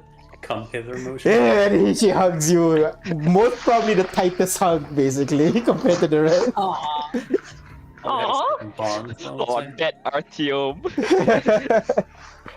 As she gives you a salute and then flies off, joining the tail end of the flock. As they all Oh. approach the large door that is kind of like semi-destroyed, you can see the door wings open, showing two floating figures behind that door. Oh no. As you see them stand for a bit, and the two floating figures bow. As Oh the no. as Utak floats in, followed by the flock, and the door Are the figures illicit or we can't I mean- see? you can't see; it's dark in there. Oh, you just see a Oh. shadow of sorts. Silhouette of Well, sorts. that's why we have the bond. Either it's gonna help us to rescue them, or we're gonna get to hear their final screams. So, a win-win. And Remember, so- remember Artyom. Sorry, go on, Astral Jeff. Sea, nobody can hear you scream. In Astral Sea, In Astral nobody can Sea, hear you nobody can scream. hear you scream. Alright.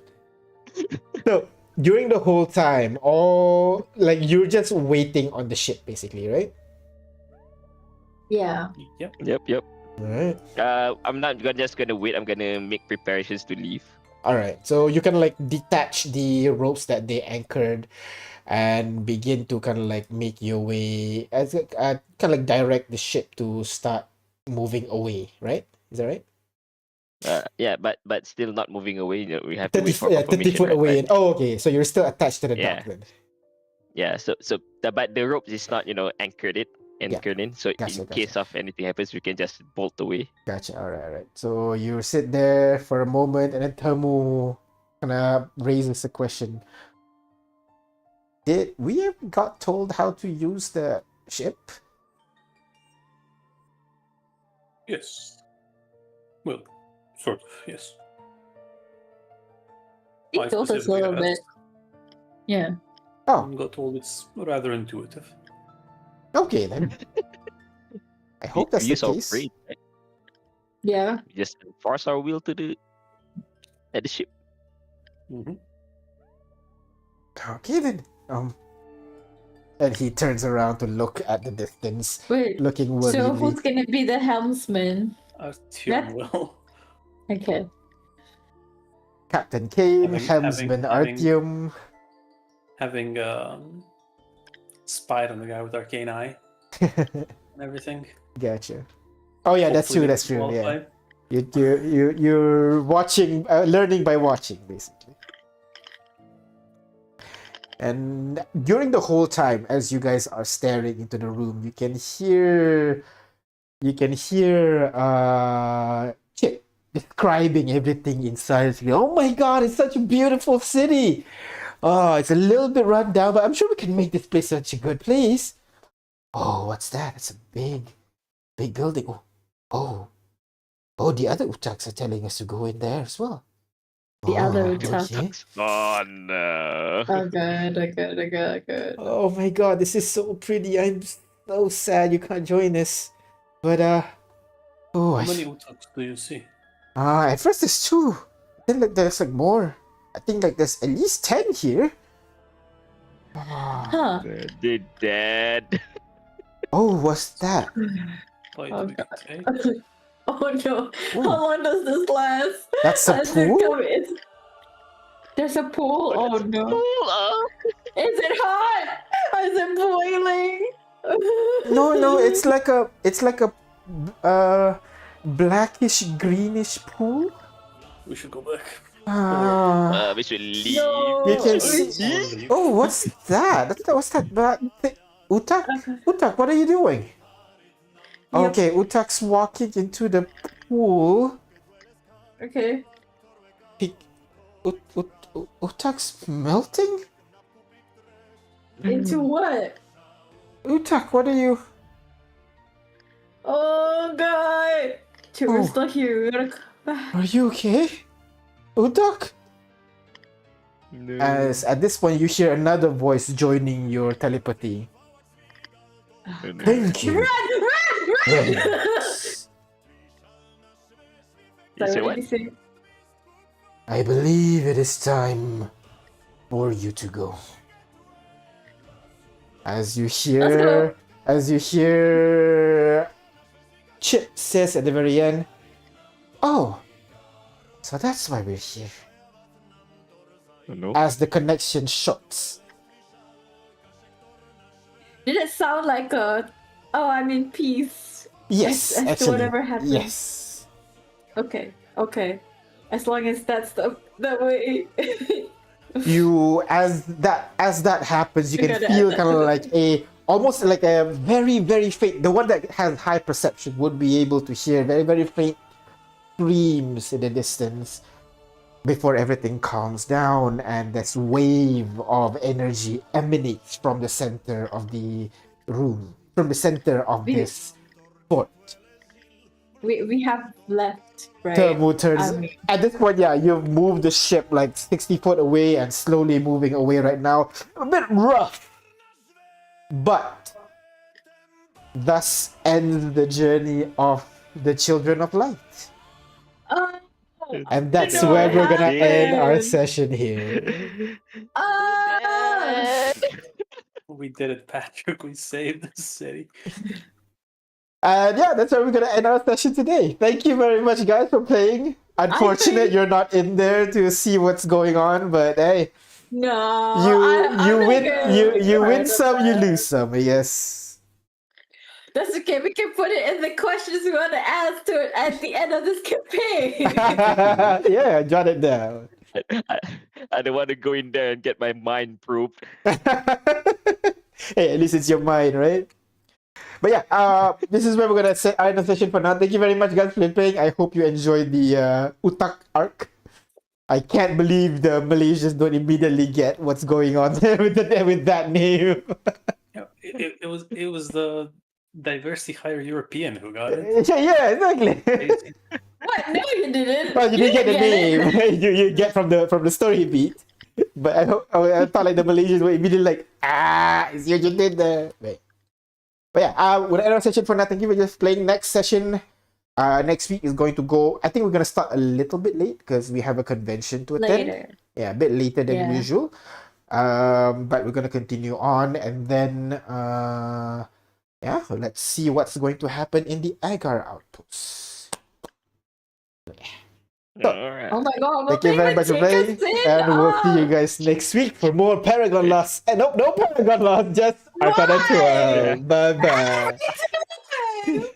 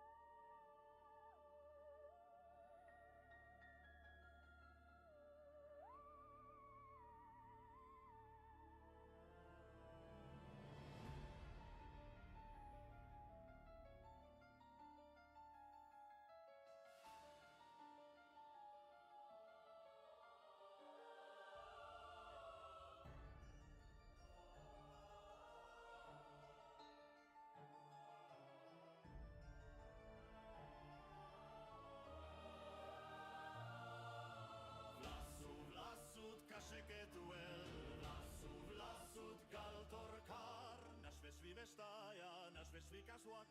Ulitarit nam torvikar. Ulitarit taluhket weleskar. Vattorveka utorix rash. Kupikt kashek nap kupikt rest. Nam torvidasha ukarvel.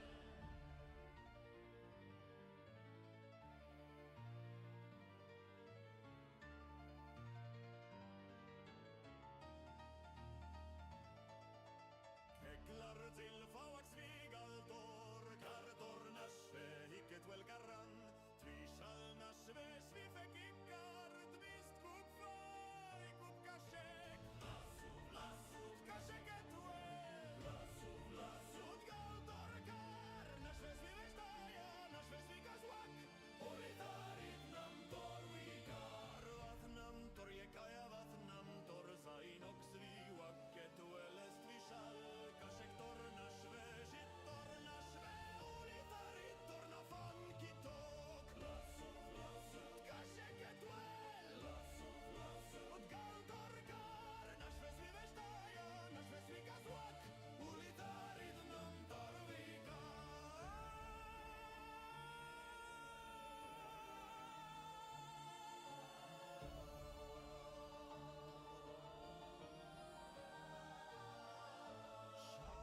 Sviveš, pektor svikas, tilitit nam torget velezil, vlasu torgar, vlasu torda.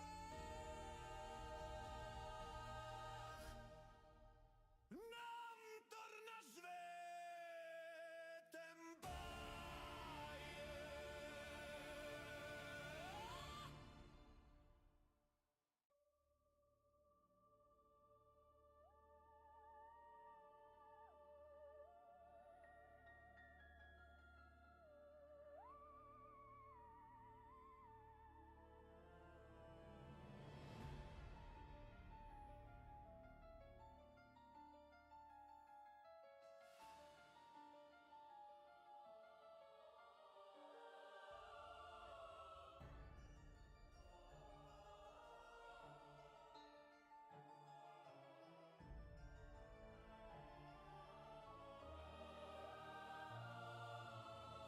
Vlasut kasheket well, vlasut gal torkar, nashve svivestaja, nashve svikaswak, ulitarit nam torvikar, ulitarit taluhket weleskar, vattorveka utorix rash, kupikt kashek nap kupikt rest, nam torvidasha ukarvel.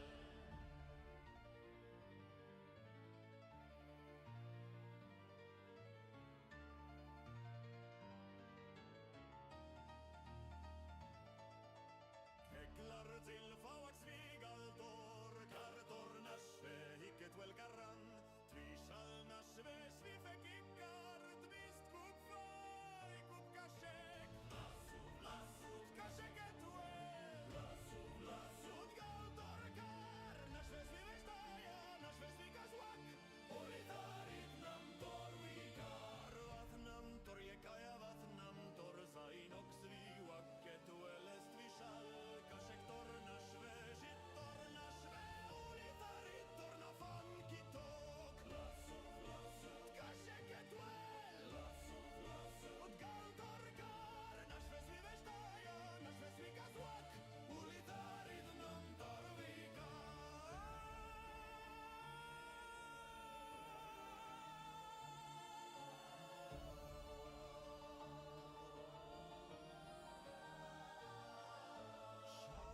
Sviveš, pektor svikas, tilitit nam torget velezil, vlasu torgar, vlasu torda.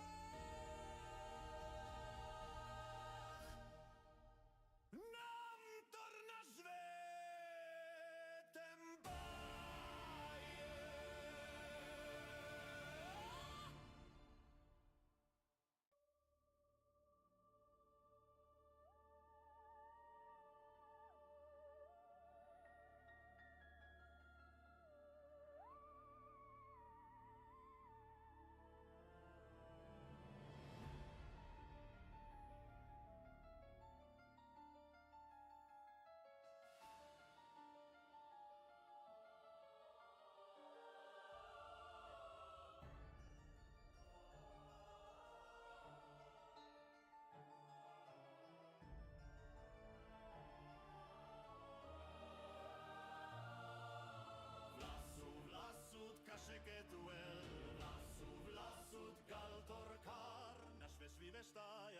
vešvikas vak.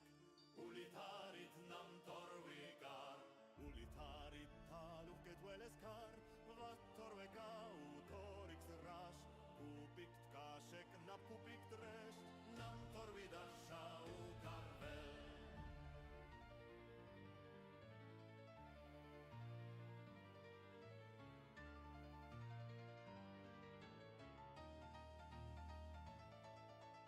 Keglar till fauaks vigaltor, kartornas hiket vel karran, tvisalnas vesvife kikkar, tvist kup fari kup kashek.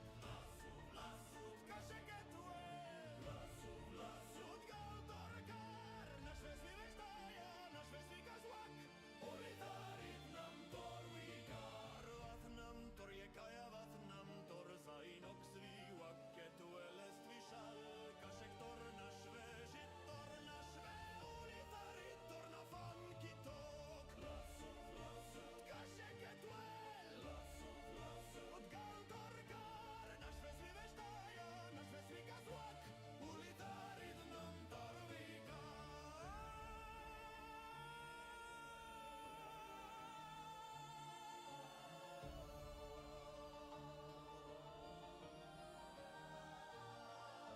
Šakars viveš, pektors vikas